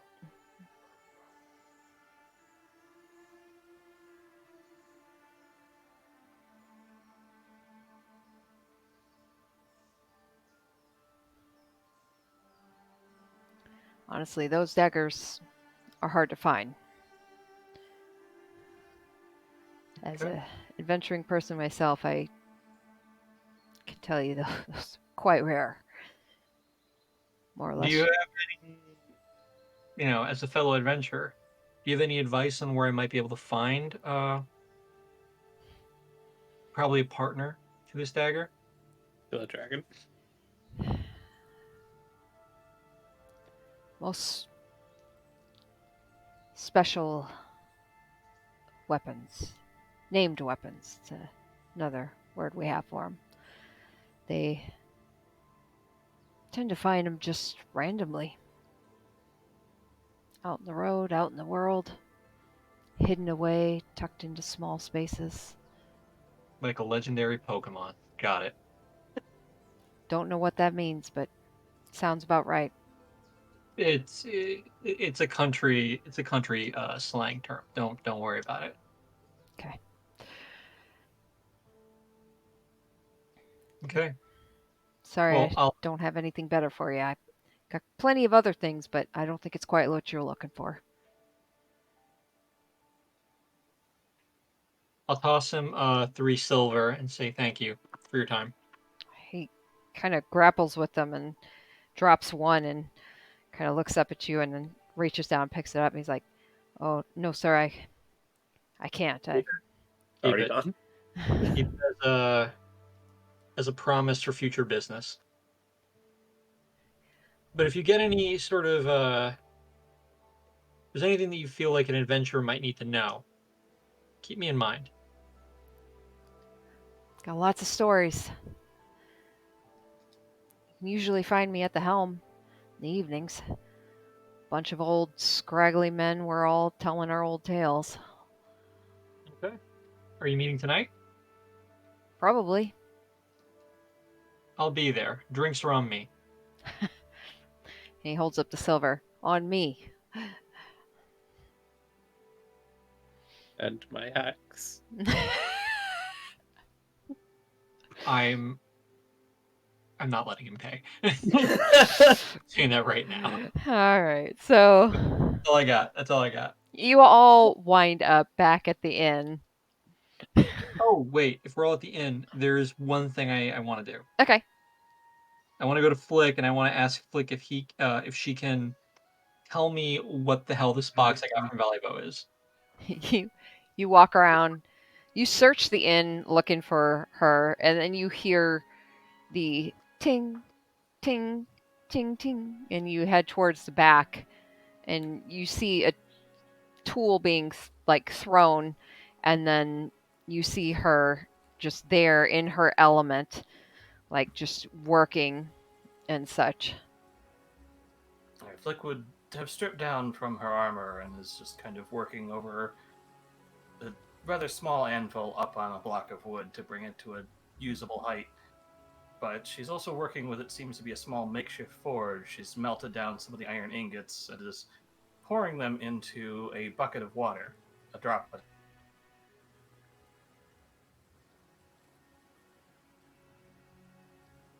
She's too absorbed in her work to see anyone approaching.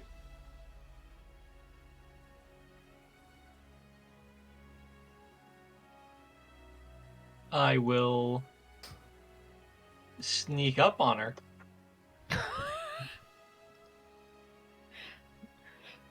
It's always a good idea to sneak up on a cat. Yep.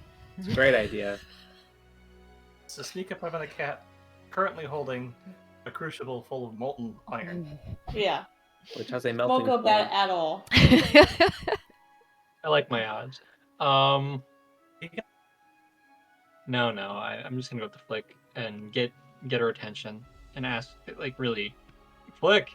Yes, Liam, how could I help you? More than I'm working on at the moment.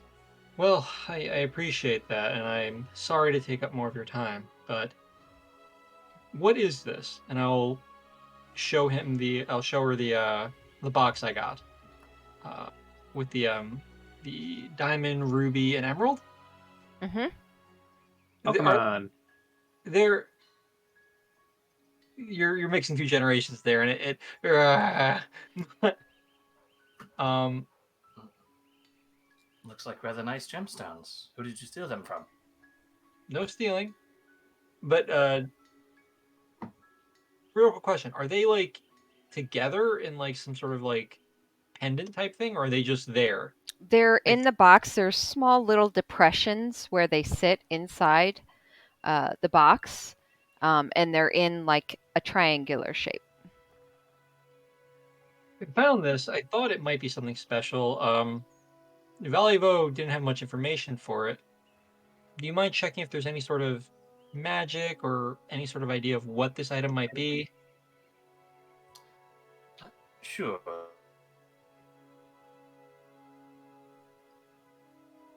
Flick will bring up Spider Pot from the pile of her tools, since that's pretty much what she needs. That's where the pearl is. She has to use to cast Identify. And we'll take some time and use Identify to see if there's anything about the gems. Okay. So you spend several minutes looking these over and casting your magic over it, and you get back a sense of these all seem the same.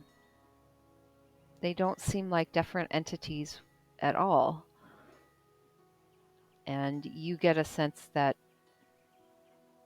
these are actually glass with Is there anything no about the magical box? properties.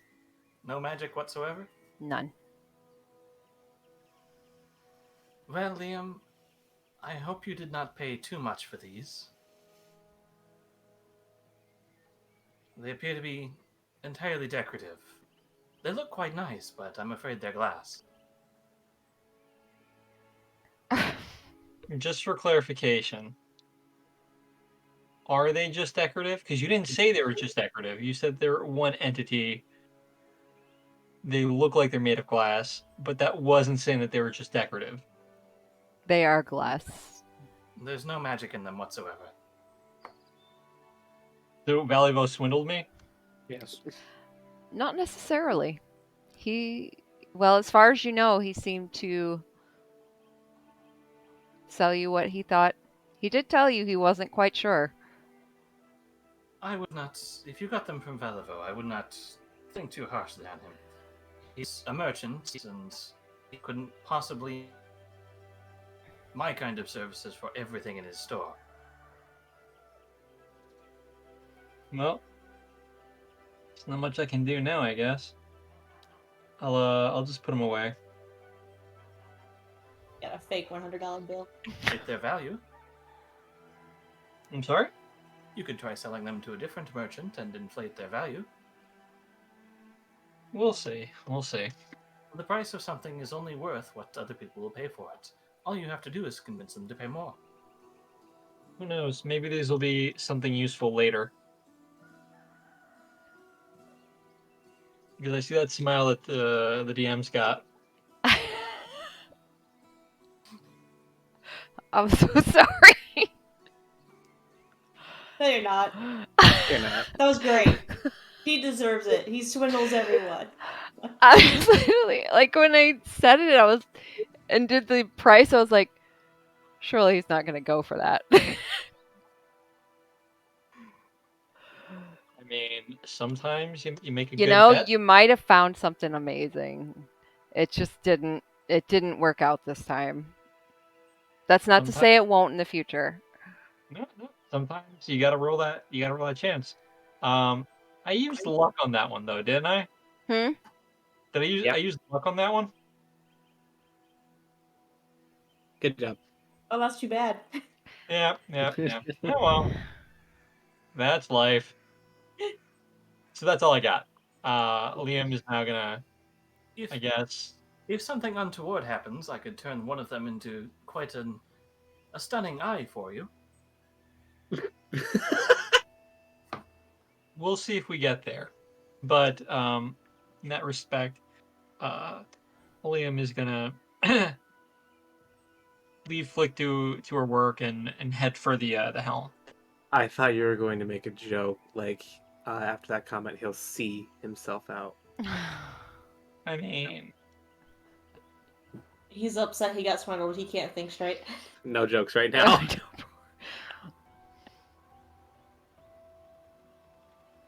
Okay.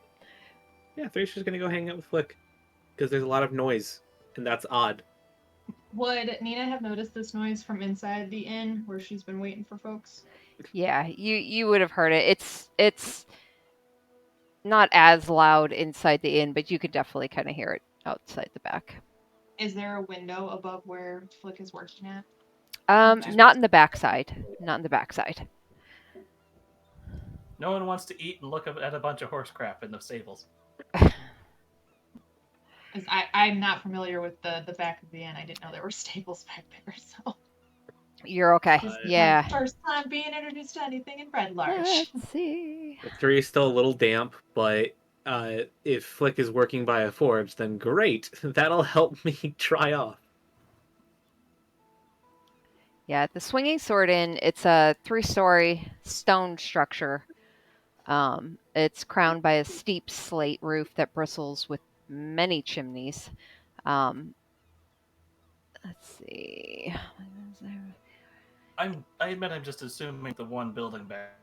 Yeah, it has a stable in the back.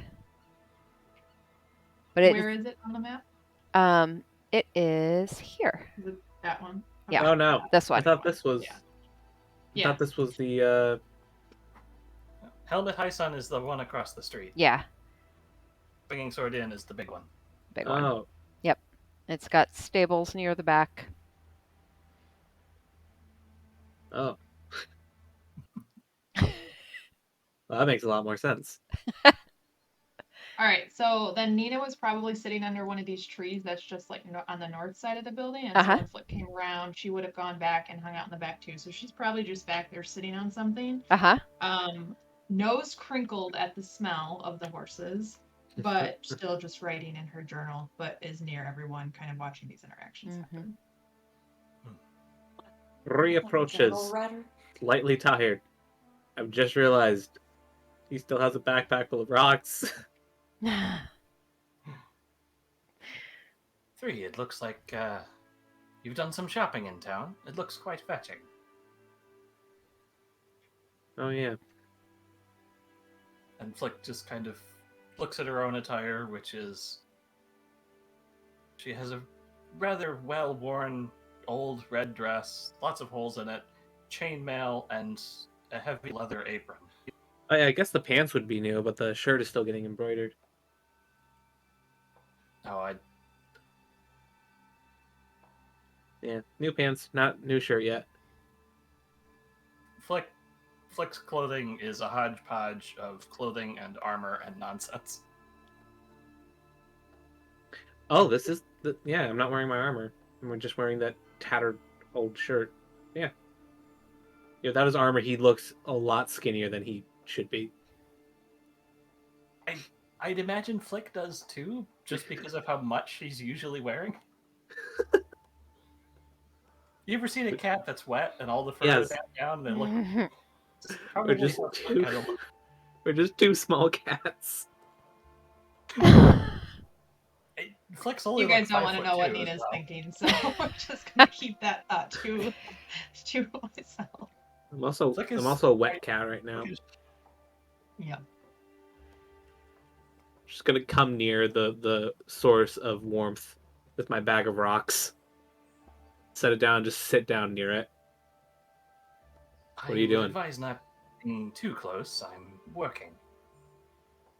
What are you working on? Oh, at the moment armor studs, but that does remind me. Do you have an extra set of 20 arrows I could use? I have an idea.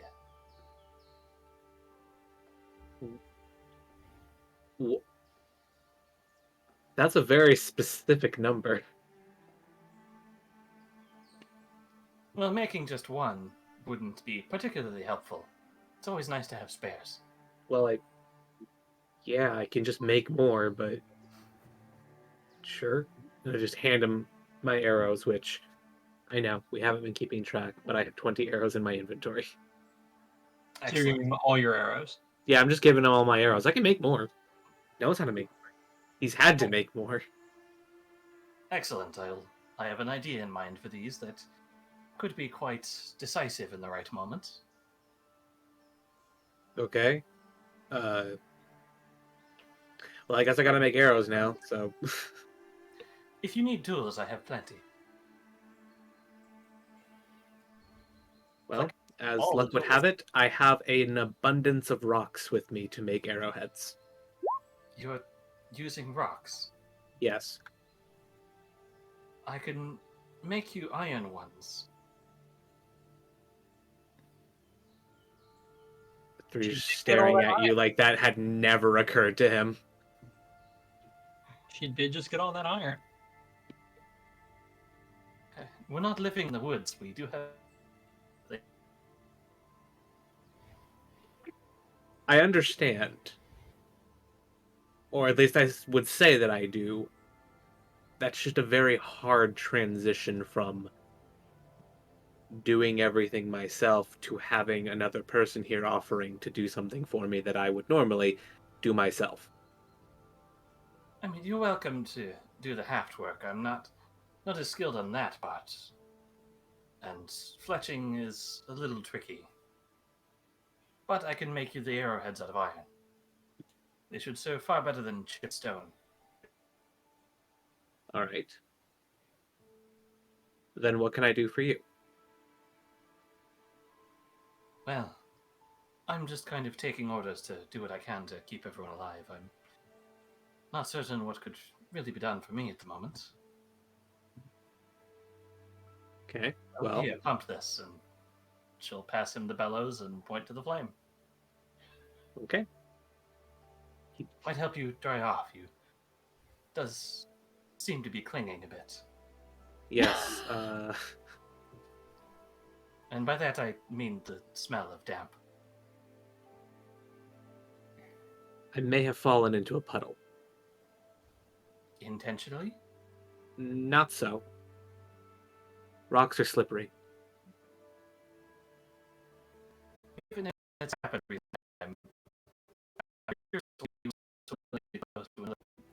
Wasn't more to make it more humiliating. what were you doing above a puddle that would be humiliating? I may have scaled up the quarry as a lot of the workers were headed there, not realizing that the workers were going to come and see that. I mean, the quarry is quite large from what I've seen. Did you have to climb it? I had to climb the top, yes. At the mention of the smell of the damp, Nina is going to press to digitate with just like a wave of her hand in Three's direction to dry him off. But like not even say anything. She's just going to be like writing in her journal and then just flick her wrist. Like, what kind of forge is this? I'm dry.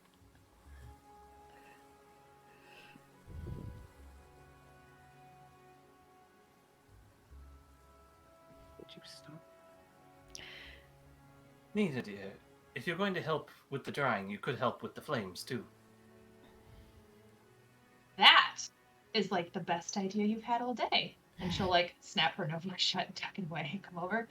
How big are you wanting? And she kind of like pulls out her hands and again, like flames kind of start coming up off of her fingertips. It's not so. I know you cut out. It's in temperature. Can you get hotter? I can try. And she will use control flames to try and up the temperature as much as she can. You need to get at least 2,800 degrees Fahrenheit.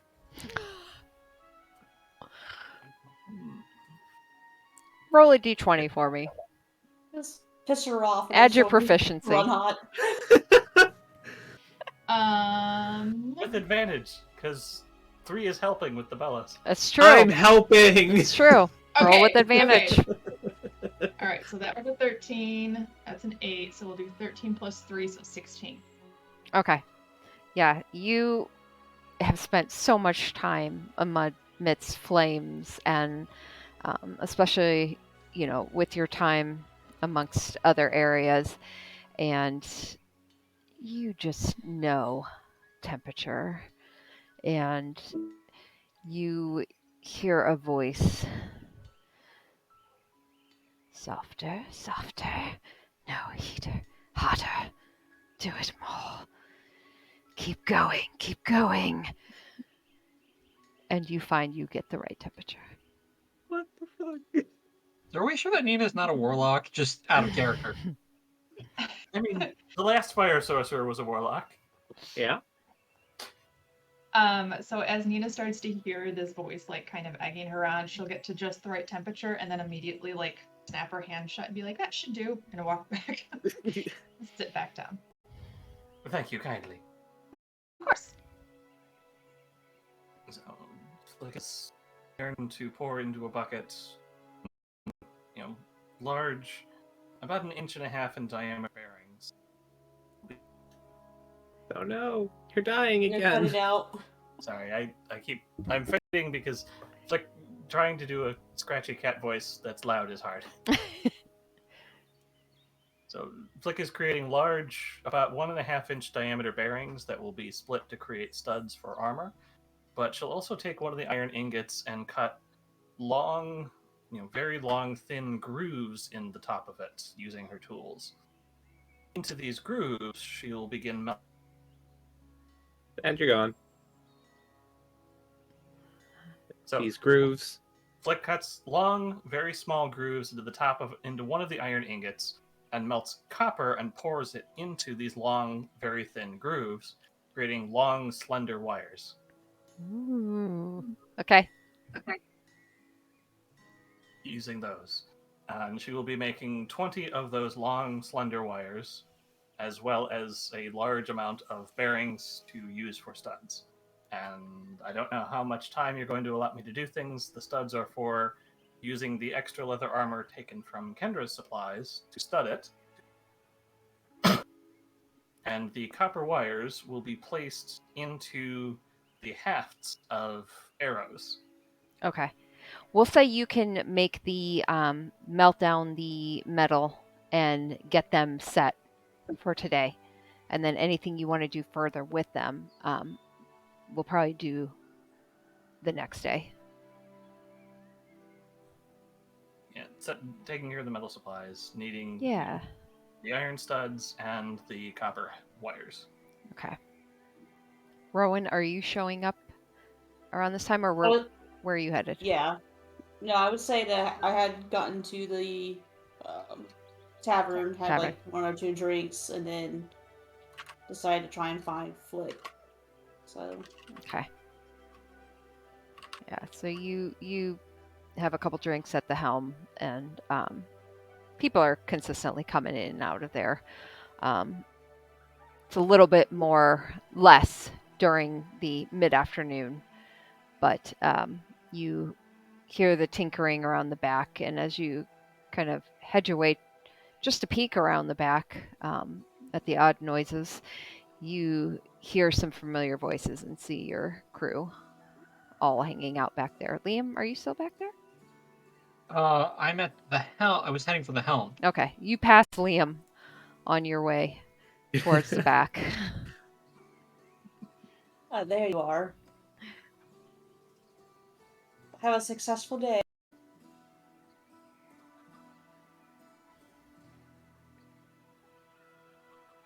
Who is this to?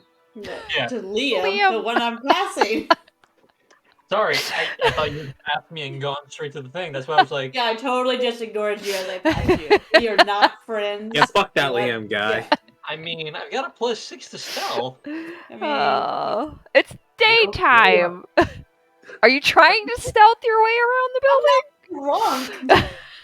I mean, Damn. Okay. I thought you and I had a connection, but apparently not. No, I was mistaken. So I'm just gonna tell Rowan like, it's been an okay day. I'll be back later. I hope that I can be a little more successful after I get a few drinks. And then with dramatic flair, I twirl my cloak away like Snape going down a hall and walk off. I'm shaking my head. Just like, My work here is done. Make a perception check, Rowan. Hey, I haven't rolled a dice today. This is weird. We just so much RP without needing dice rolls. Is my perception 10? 10. Okay. You get a sense that he's acting a little abnormal. Not the normal Liam you're used to.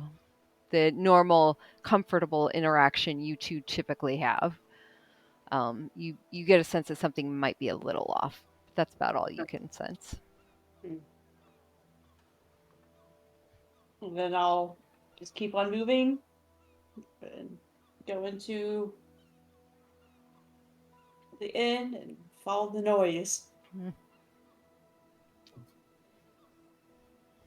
Yep. You head around back and see the rest of the crew. Flick melting down metal with the help of 3 at the bellows, and Nina off to the side, watching, journaling. Doing her best to help. Ah, I have. already hard at work, Flick. It's what I know, and it's how I cope. Well, is there anything I can help you with? Anything need hammering? I could totally hit something. Could you though? Your hammer is a bit big for my purposes. What I do, my work tends to be rather small and delicate. And Flick will hold up one of the very thin and kind of fragile looking copper wires as it cools. Well, I guess I can't really be delicate either, I guess. That's why I'm here. Blowing air into this. There's nothing delicate about that. I'm appreciative of your help, your offer for help, Rowan. I'm just not certain what I could have you do. Oh, it's okay. You Totally could get tag it. me out. It's really hot here. But you seem to be enjoying the warmth a little. I enjoyed it a little bit when I was wet. I'm dry now, and now I'm very sweaty as well. You were Keep wet? that. I fell and got wet. He's climbing the water. No, you died. You were climbing the quarry. Yes, I was. I had a bag of rocks. He points to the bag of rocks. What was your intention with the bag of rocks? To wear it. He was going to make them into arrows. That wasn't the original intention, but it worked out that way. Was that a typical thing you do with wearing rocks and climbing? No, that was a new one. Back home, and we usually threw rocks at the person trying to climb. It was good sport. We used to do that. Ooh, that might be a good idea. Ooh. Do you need me to throw rocks at you? Yes, if you could, that would help tremendously. Are we throwing stuff at people? I can help with that. Yes. Yes, tomorrow, once I am all ready, you will throw rocks at me while I scale up the quarry wall. This got very weird. At least I know what we have planned for next time. DM's got a whole session prepared for eventually when we decide to do something else. Please don't injure him too much. I have plans that he's What'd you say? Please don't injure him too much. I have plans he's needed for. What? Oh no. Speaking of not injuring too much, did anyone have any luck getting healing potions? I'd rather not have a redo of yesterday. Losing our cleric was unfortunate. I mean, No one? is there a reason you were down here? Is there a reason what? you're down out here. I don't Or understand did the question. you have gone to get potions? Yes. The store was sold out by the time I got there. Hmm. I didn't check. I do have some materials to work on that, but I have quite a lot on my work list. William is like halfway down the road to a tavern with 2 potions in his back. I In know. his backpack. Is there, other than Valley Bones, is there like another apothecary specifically in town, or is he the only one? There's no apothecary in town. He's Okay. really the only one that's just a general store. There's an Sure. apothecary in town. She just happens to be working a forge at the moment. I also went to go get some clothes because it's been a while. When I walked in, Really? or I guess now, what's Nina doing? Like, do you have your diary open, or just like a book, or? It's probably just like a little leather notebook, like a leather-bound book, pretty nondescript. Okay. Actually, that's not true. She's incredibly excessive. It is a very beautifully bound leather notebook. So completely opposite. Okay. Yeah. Wrong character. Yes, I did go. I did find a clothing shop, and the woman who works there is very nice, but the man who works there is not at all. He's kind of a prick. So what did you buy? And she's Just like some looking at your tattered shirt. shirt and pants, and some boots. They must be being fitted then. Well, pants and boots I have. The shirt, however, I added a little extra something to it. Ah. And then she like stops. Well, The man there not was just everyone going needs to off. be eccentric. The man there was going on and on about some hoity-toity bullshit. Oh. To me, and immediately I could tell that he wanted a more high-fashioned customer. In red large. He had a feather plume on a hat that was tilted to the side. Oh, that's even a bit excessive for me. He's, Is it?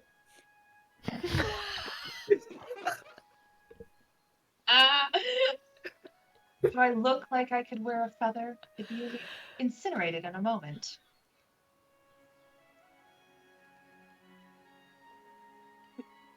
I'm with Liza. I'm with Nina on this one. It's hard for me to purchase clothes that can hold up to fire and acid and cutting and all manner of things. The last nice Do you shirt I tend to had. make your own? Well, I can make armor and tools, but clothing is not my forte. Okay. And she flick gestures to the red dress that looks like it's been melted more than once. Please stitch back together. Okay. the woman there was very nice, and she helped me out, even though I wanted just very plain clothing. Well, I'm glad you found something you like. I haven't gone shopping for myself in a very long time. It felt odd. Well, if you needed help with that, you should have just asked. I'm great at shopping. I detect no lie, but I'm still uneasy. Should take Liam with you. He's usually the first one to go buy things. Oh, is that what his errands were? Some of them, I'm sure. The others, I don't feel I should speak on. Were they illegal? Well, he does spend a lot of time with that little girl. Like, Okay. Thank you for telling me. He's getting up, getting his bow ready. All right, no arrows. He puts it down and takes out his sword. whoa. That came across badly. It is not what you think, I hope. But it is not what you think. I just thought it better to not ask questions.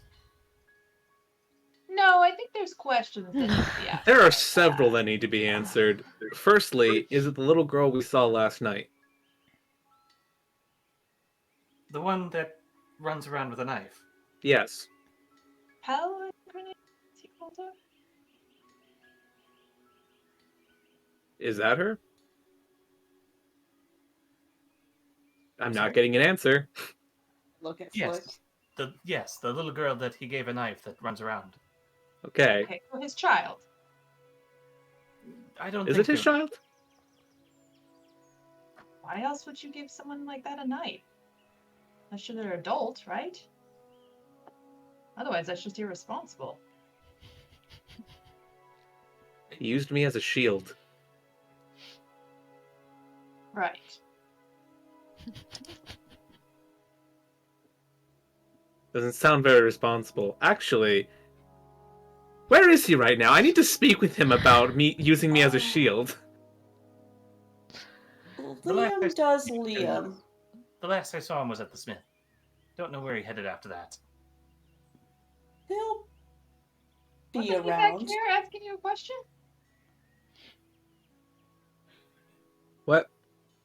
Wasn't he back here asking you a question, Flick? Oh yes, about his box of jewels. And then he wandered off that way.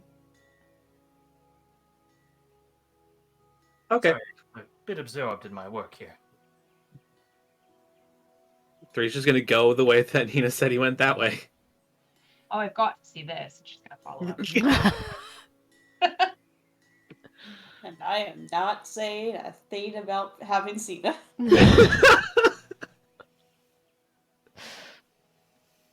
Flick, well working. Now it's just Rowan there. I Need you don't on the mean- bellows. Yes, the bellows helps, but I don't mean to be misleading. But I will admit, it's quite amusing watching humans react this way.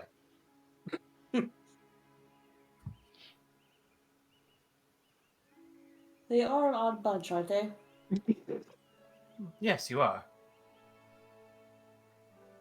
Quite frankly, I don't even know if I'm human anymore. No, but you always thought you were, didn't you? That seems to count enough for me. No one in our party is technically human. I know I'm not human. Yeah. The only person that Flick really sees as obviously not human is Three because he turned into a big cat man. Yeah. Yeah. From your perspective, yeah, it makes sense. Yeah.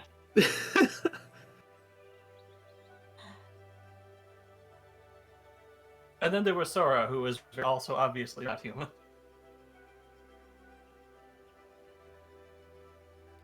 Yes, we definitely have different behaviors, I assume.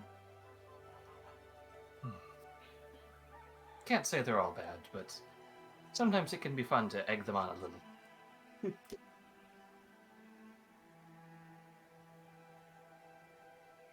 Seems like that's something that we have in common. Egging on each other's people. Now, what have you done to the Tabaxi? Now I'm just curious. Maybe nothing yet, but come to next cliff. Well, we do have an affinity for high places, after all. We'll just see how much you can climb. But I just give a little chuckle. I got us down just fine. Let's not test that luck next time. Nothing I do involves luck. That's Liam.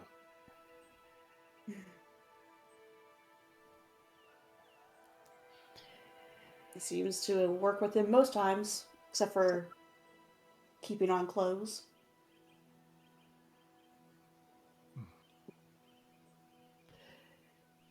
Probably best you didn't bring that point up when we were talking about Pal. Oh my god. You're the one that brought it up, Flick. And I'm still laughing about it. Don't worry, I'll tell him too so we can enjoy the joke. I mean, I can't help but laugh a little.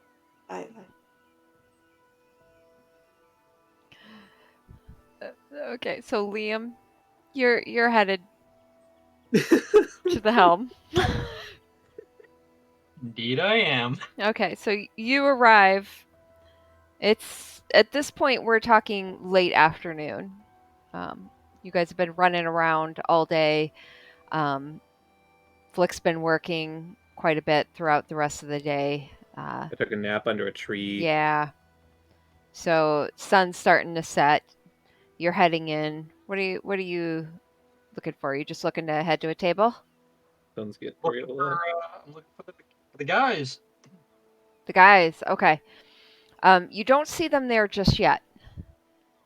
You do see laborers and such starting to file in. You see a group of them walking down the road, laughing and jeering. They pat each other on the back and head inside. Um, just kind of wave to the bartender as they head off towards the table. But you don't see. I can't even remember who you were meeting. Wasn't Fang. Fang Ironhead. I Fang. wrote it down. You were meeting Fang. Okay. You don't see Fang there yet. Then I'll just get a table. Pass the. Is it a waiter or a waitress? You see a couple different. You see a waitress and a waiter. Okay. I will get the waitress's attention hmm and ask for a drink, and slip her a gold for her trouble. Okay. And she accepts it and bustles off, gets the drinks and brings them over. Um, about this, Oh, yeah. I tell her the drinks for anyone who sits at my table. I'm paying. Allow no one else to pay any money. Very good. And she heads off. Kind of, you see her talking to herself, kind of making a mental note as she walks off. And you sit there and watch a couple people here and there pass by, joining other tables. Um, and about this time, you see a familiar face come through the door. 3, you enter in, Oh boy. and you see the helm starting to fill up quite a bit at this point. Are you looking for anyone in Yep. particular? Looking for Liam. Okay. And Yeah. Nina's hot on his heels. Yeah. You. Just for context, Liam is trying to pay attention to what's being said around him. Okay. Okay. Yeah. Make a perception check. Because I feel like that's gonna add an interesting level to things right now. Okay.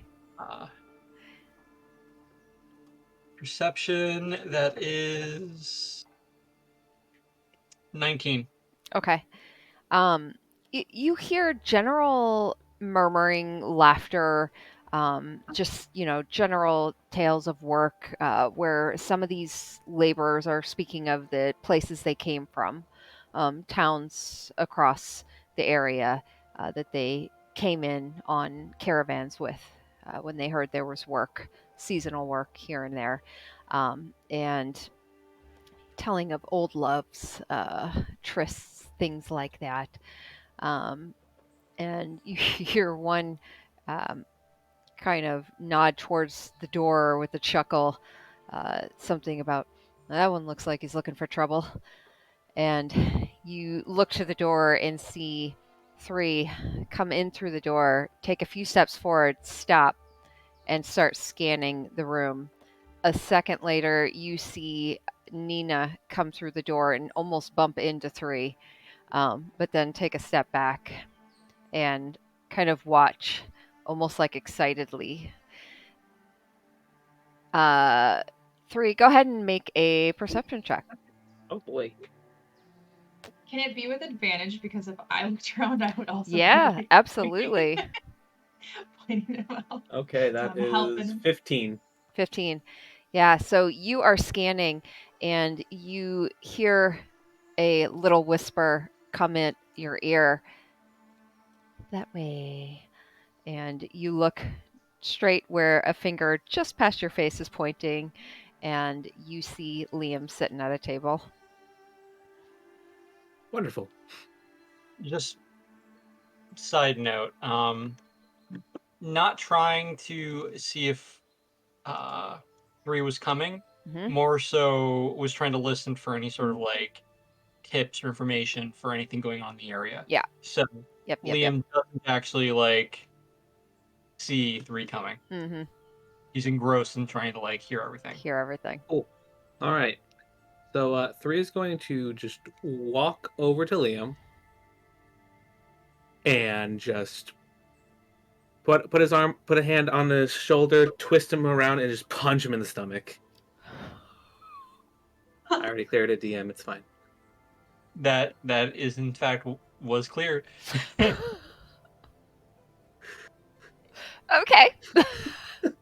It only does 2 damage. Nina's gonna be like a couple steps behind him, just like slow clapping. You hear a couple other people in the surrounding tables kind of stop for a moment and then just, oh.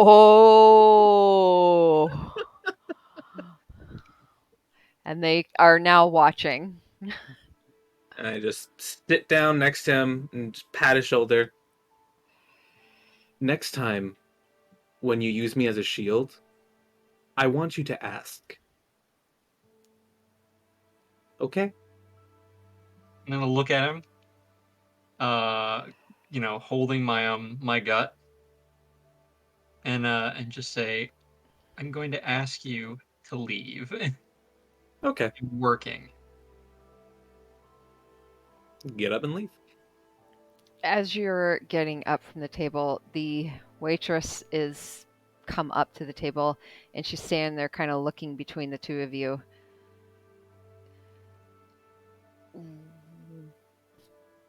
Will this one be on your tab as well?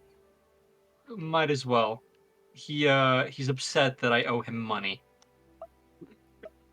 Little didn't take kindly to our last game of cards. Okay. And you, miss? And she looks to you, Nina. On his tab, yes, I am. What is it? She'll start inquiring about the most expensive bottle of wine at the park. Oh, of course. Yes, I'll go grab that. And she heads off. Liam, a moment later, you see a large hand slap down on the table from behind you. And you hear a voice say, Gentlemen, tonight we drink and tell tales of pastels. And he looks around at the other men who look at him for a moment and then just burst out laughing. They're like, sit down, Fang. And Fang just kind of shakes his head a bit and lifts a hand and pats it on your shoulder, Liam, and then pulls the chair out. You came, and you brought company. Liam is visibly like not well. He's trying to hold his displeasure at the fact that someone's here now. Not Fang. I mean Nina. But Nina's here. She'll just sit down in a chair, but not pretend to be paying that much attention.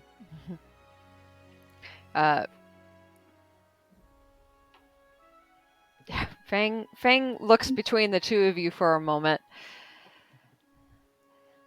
Well, seems to be more of a story here than I thought.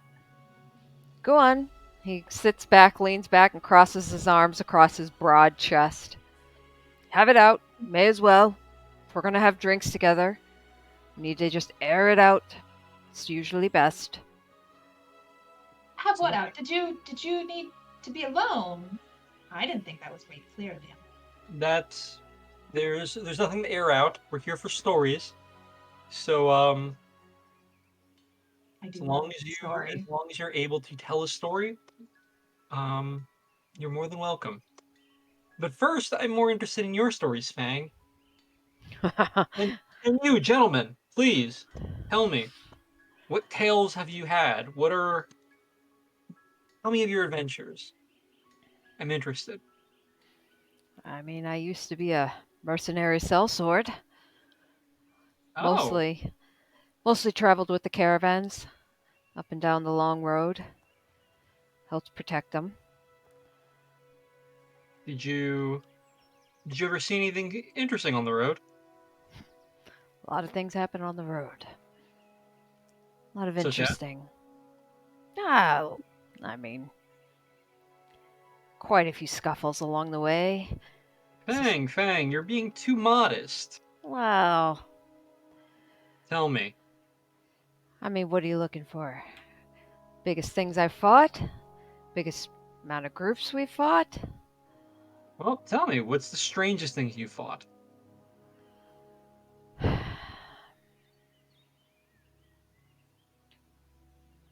It was something I couldn't see. Oh? Why is that? Figure a man of your stature would have no trouble seeing things. Uh, Nina is visibly interested now, but trying not to seem so. his eyes look kind of past both of you, just distantly. There's some battles you fight that, this one in particular. What about it? Well, I lost it. Oh, One of the few battles I ever lost. you Tragic. losing? I find that hard to believe. What Um, happened? What was this thing that could bring down the mighty Fang Ironhead, well, sellsword extraordinaire? laugh if you must, but it's the invisible thing called love. Huh. At that, Nina Doesn't actually like snorts into her wine. doesn't that slay us all? Indeed, it does. Tell me, who's the lucky lucky person? Gaxak. She was a mighty warrioress. Not from my clan, but, well, not that I'm clanned, being a half. But she saw beyond that, beyond my human side, and I'll tell you what, Liam, if you've ever been with a warrior orc woman, you'll never look at another woman the same way. Is it like No Klingon? offense, miss. None taken.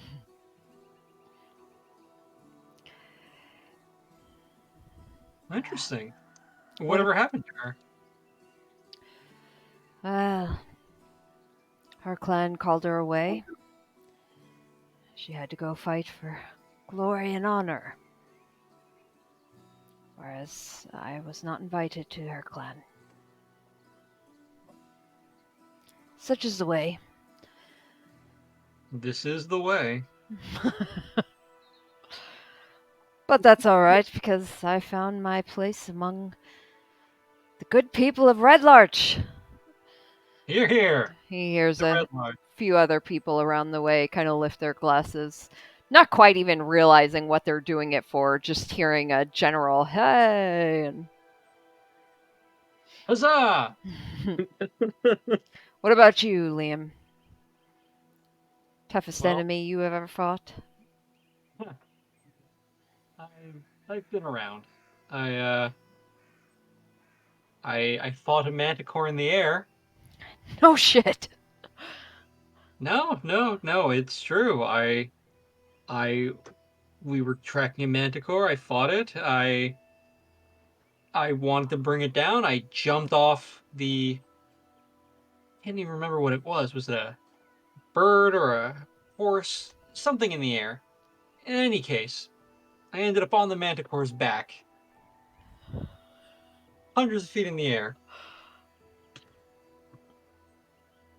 There was a... that was an interesting one, but it wasn't the hardest thing I fought. I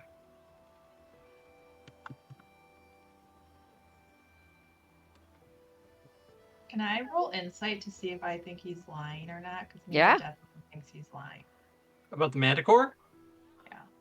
Okay. It's a 5. It's not. The best part about 3, he's just the fact checker. Like, did this really happen? Yeah. I mean, the other party members who were there aren't currently there, I don't Yeah. think. Yeah. You Yeah, can't no, really. Yeah. Yeah, you don't get a really good read on Liam yet. You're not. You think you've got him made, but every now and then there's just something that kind of you're not quite sure. You know, I've heard stories of a powerful monster. Maybe you gentlemen have heard of it in your travels. Type of monster. Yeah, I've been on the road for a while and I've heard different things. I figure a little glory might be coming my way if I take on this beast. But the only thing I know about it is that it has purple eyes. You ever heard of anything like that? Purple eyes. I mean, a lot of snakes, amphibians. They sometimes have purple eyes. Haven't seen a dragon with purple eyes. Only seen one dragon, but I don't know if it's big enough to be a dragon. Last I heard, it attacked this remote village out in the country. I believe its name was Millstown. hmm. Seemed Oh. seemed to raze the entire village to the ground. Huh. What type of damage? Fire. I'm sorry. If I'm recalling correctly, it's millstone. Does this align with anything that Nina would have heard of? It sounds familiar. She's going to take a hearty sip of her wine. Millstone. Where's that exactly? To the northwest. Purple eyes. All that they found of the village was fire, ruins, charred bodies. I'm told it was a terrible sight, just terrible. Fortunately, they found no survivors. I did sad. find some survivor. Yeah. Someone left with the story. Fire can be a very dangerous thing if you're not careful. There requires a lot of training. You're right, Fang.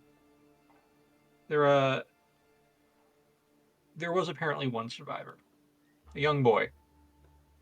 He leans forward with one arm on the table, drink in hand, ready for the tale. The story as I hear it.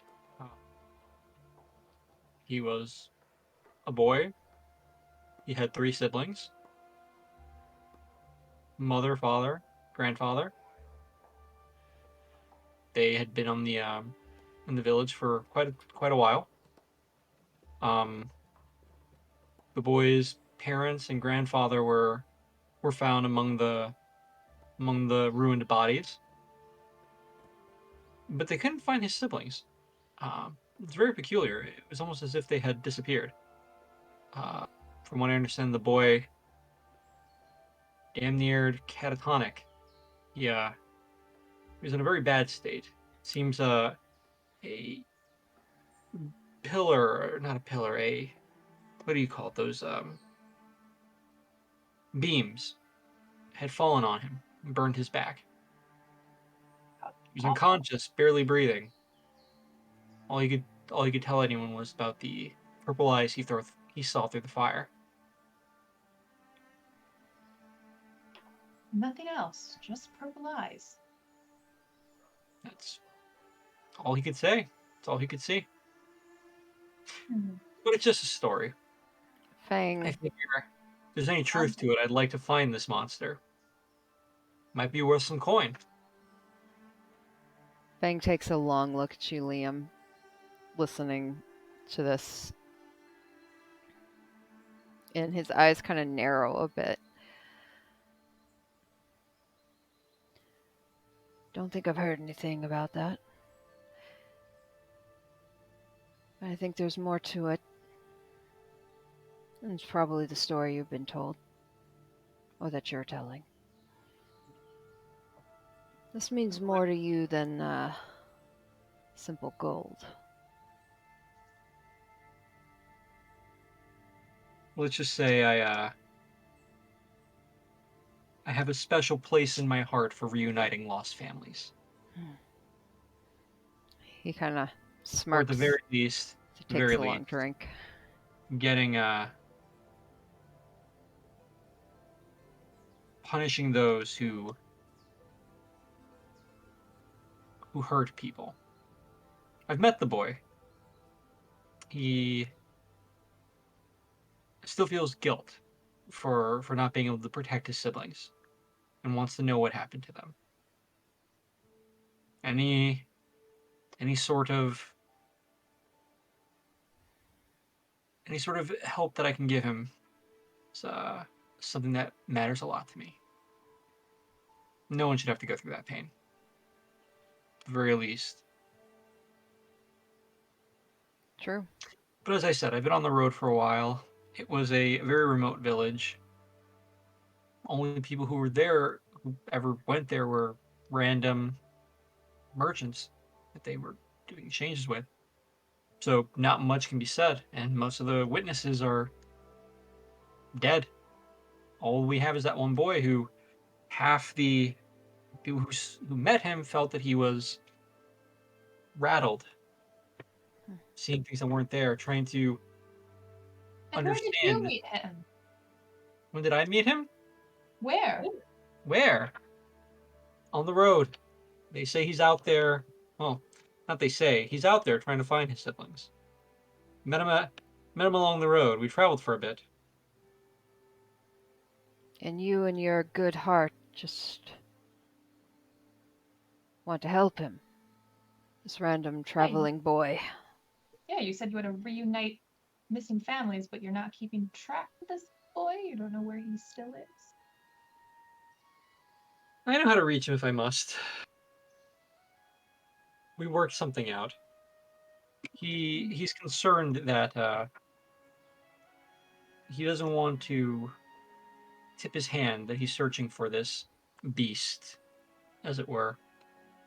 Make a deception check. Yeah, can I roll another insight? Because now Nina believes that Liam is this little boy. Yeah, go for it. That's 16. Okay. That is a 17 plus a 1, so 18. Okay. So Fang has his suspicions, but he also doesn't know you much, and he's more of a straightforward kind of orc.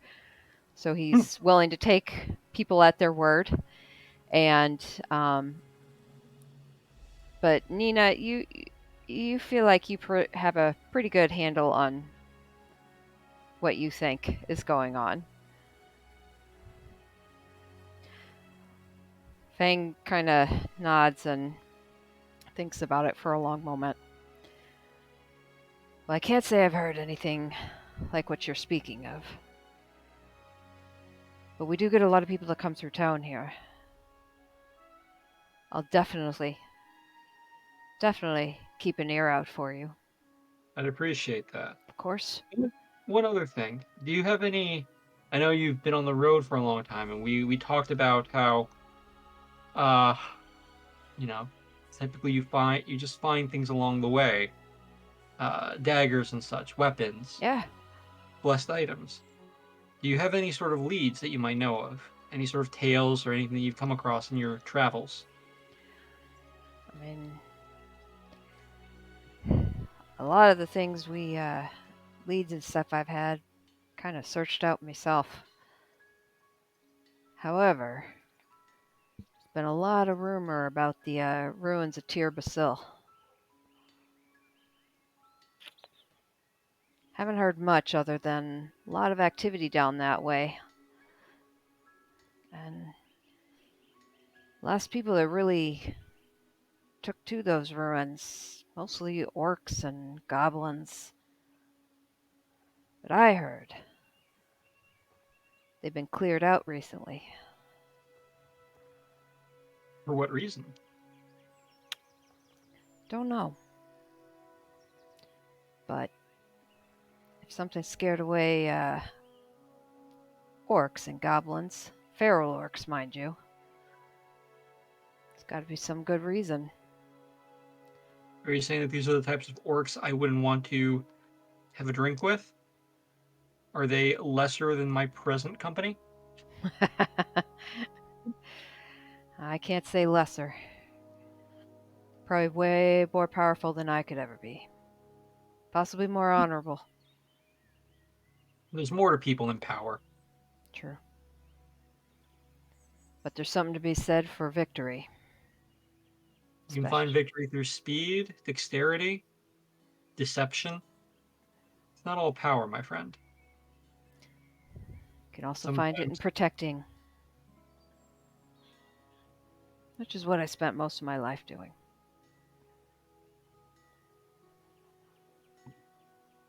Waitress, another round. Make that 2. None from me, thanks. Nina's gonna scoop her thing across the table and just be like, "Gentlemen, have a good evening. I think I need to go see what the others are up to. Enjoy your stories." Fang sits forward for a moment and does a, like, you could see he's trying to be gentlemanly with his broad form and just kind of miss. Oh, how charming. Well, he sits back. She was a fool for letting you go, Fang. He doesn't quite look at you when you say that. Wraps his large hand around one of the mugs. Ah, I was the fool for letting her go. Tosses it back.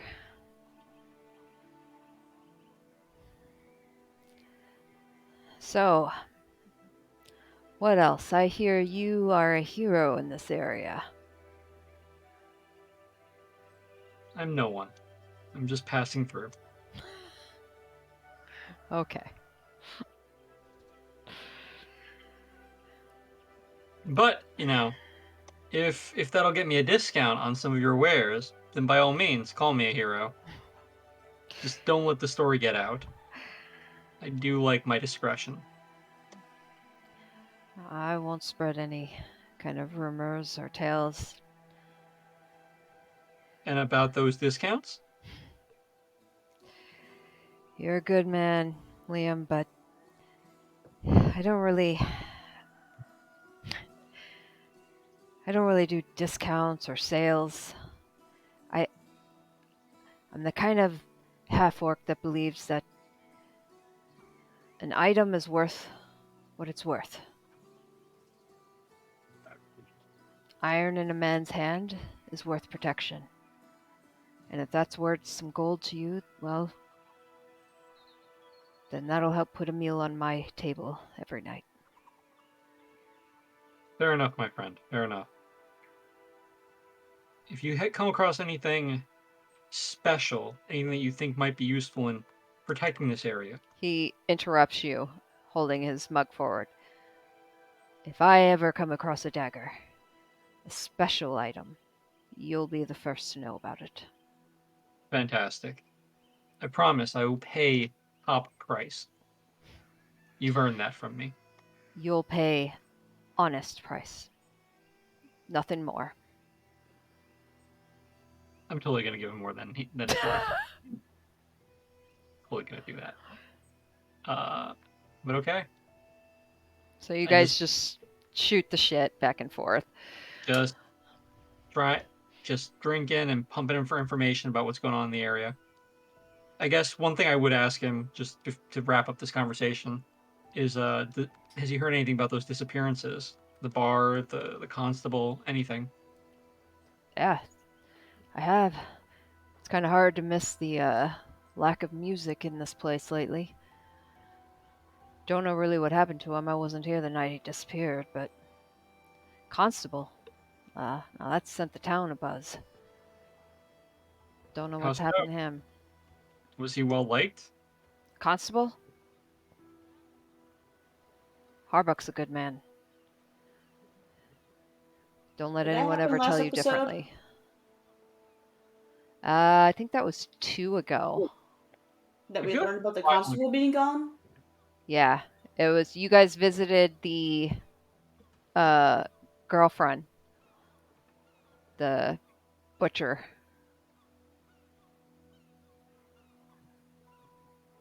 I don't Maybe it know was like anything 3 about episodes. It was a while ago. Yeah. I remember it. Yeah. It was in 2021.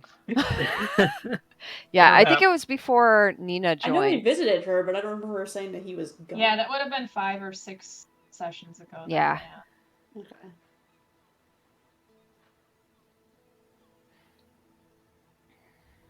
Yeah. He's a good man. But his deputies are doing the best they can. Well, I'm sure with your steel, they're doing more than that. Well, they'll always get an honest price out of me. And now we just shoot the shit for Now I like shoot the shit. for hours. Okay. All right. The rest of you, Tinker, Flick, and Rowan, you guys head back inside after a while. Flick will probably work into the night. Okay. It happens when it happens. All right. You kind of Alright, like everyone I- else at the inn, but with your hammering. I would basically help Flick for as much as I can until it got pretty late and like, you got this all handled on your own? Yes, I should be all set. And to be honest, most of what she's doing doesn't actually involve hammering. She's more melting and casting than anything. You guys said lots of loud noises from behind the inn earlier. That was earlier. Loud noises. At one point, Kaylessa comes out, walks around the back, has her shawl pulled tight around her, and she calls out to you. You gonna be up much later? Oh, I wasn't mindful of the sun, I'm sorry. Am I causing a disturbance? No. You stopped the tinkering quite a while ago, so you're fine. I just want to make sure you don't need anything. And maybe to remind you if you cannot make any of the loud noises. What you're doing now is fine, though. But you Yes, seem to have been working in quite a bit. Do you need any food? Drink? Sure, I could use something hot if you don't mind bringing something out. Of course. Of course. That would be greatly appreciated, thank you. You're very welcome. She'll walk back inside and come out a few minutes later and bring you a warm cider, and she's brought you some cheeses as well. Thank you, Kilasa. Feels like it's been a very long time since I've worked under the stars. She looks up at the expanse of stars. Aye, it's a good clear night. No moon tonight. Makes for good what? viewing. Yes. From back home, we lived on the side of the mountain. The stars seem to even drop below you half the night as well. Where's home? Oh, far from here, the land of Chult, far across the Sea of Swords. Is that an island? Well, no more than Faerun is. Sounds magical. No matter how far home may take you, there's always something similar in the sky. She gives you a big smile and then just reaches forward and pats your cheek. Don't be staying up too late now, you hear? I'll do my best. She turns and shuffles back inside.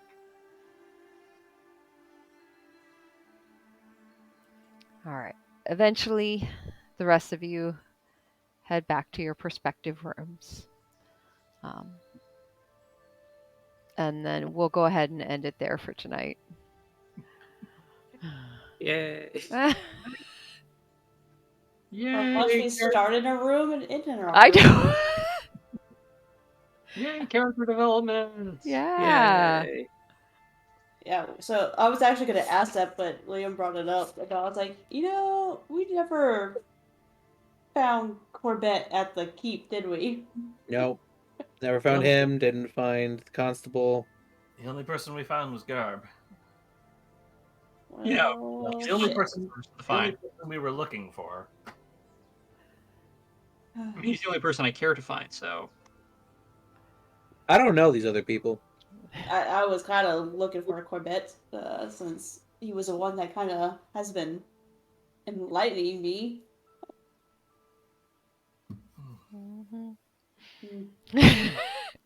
Fun. So, DM, yes, I did message Liam beforehand to make sure he was okay with me punching him. Yep, that happened. Okay. I thought it'd be more interesting if that happened while I was trying to look for keep an eye out, because. Yep. Well, thanks for freaking your DM out. Oh, you're welcome. We need to do this more now.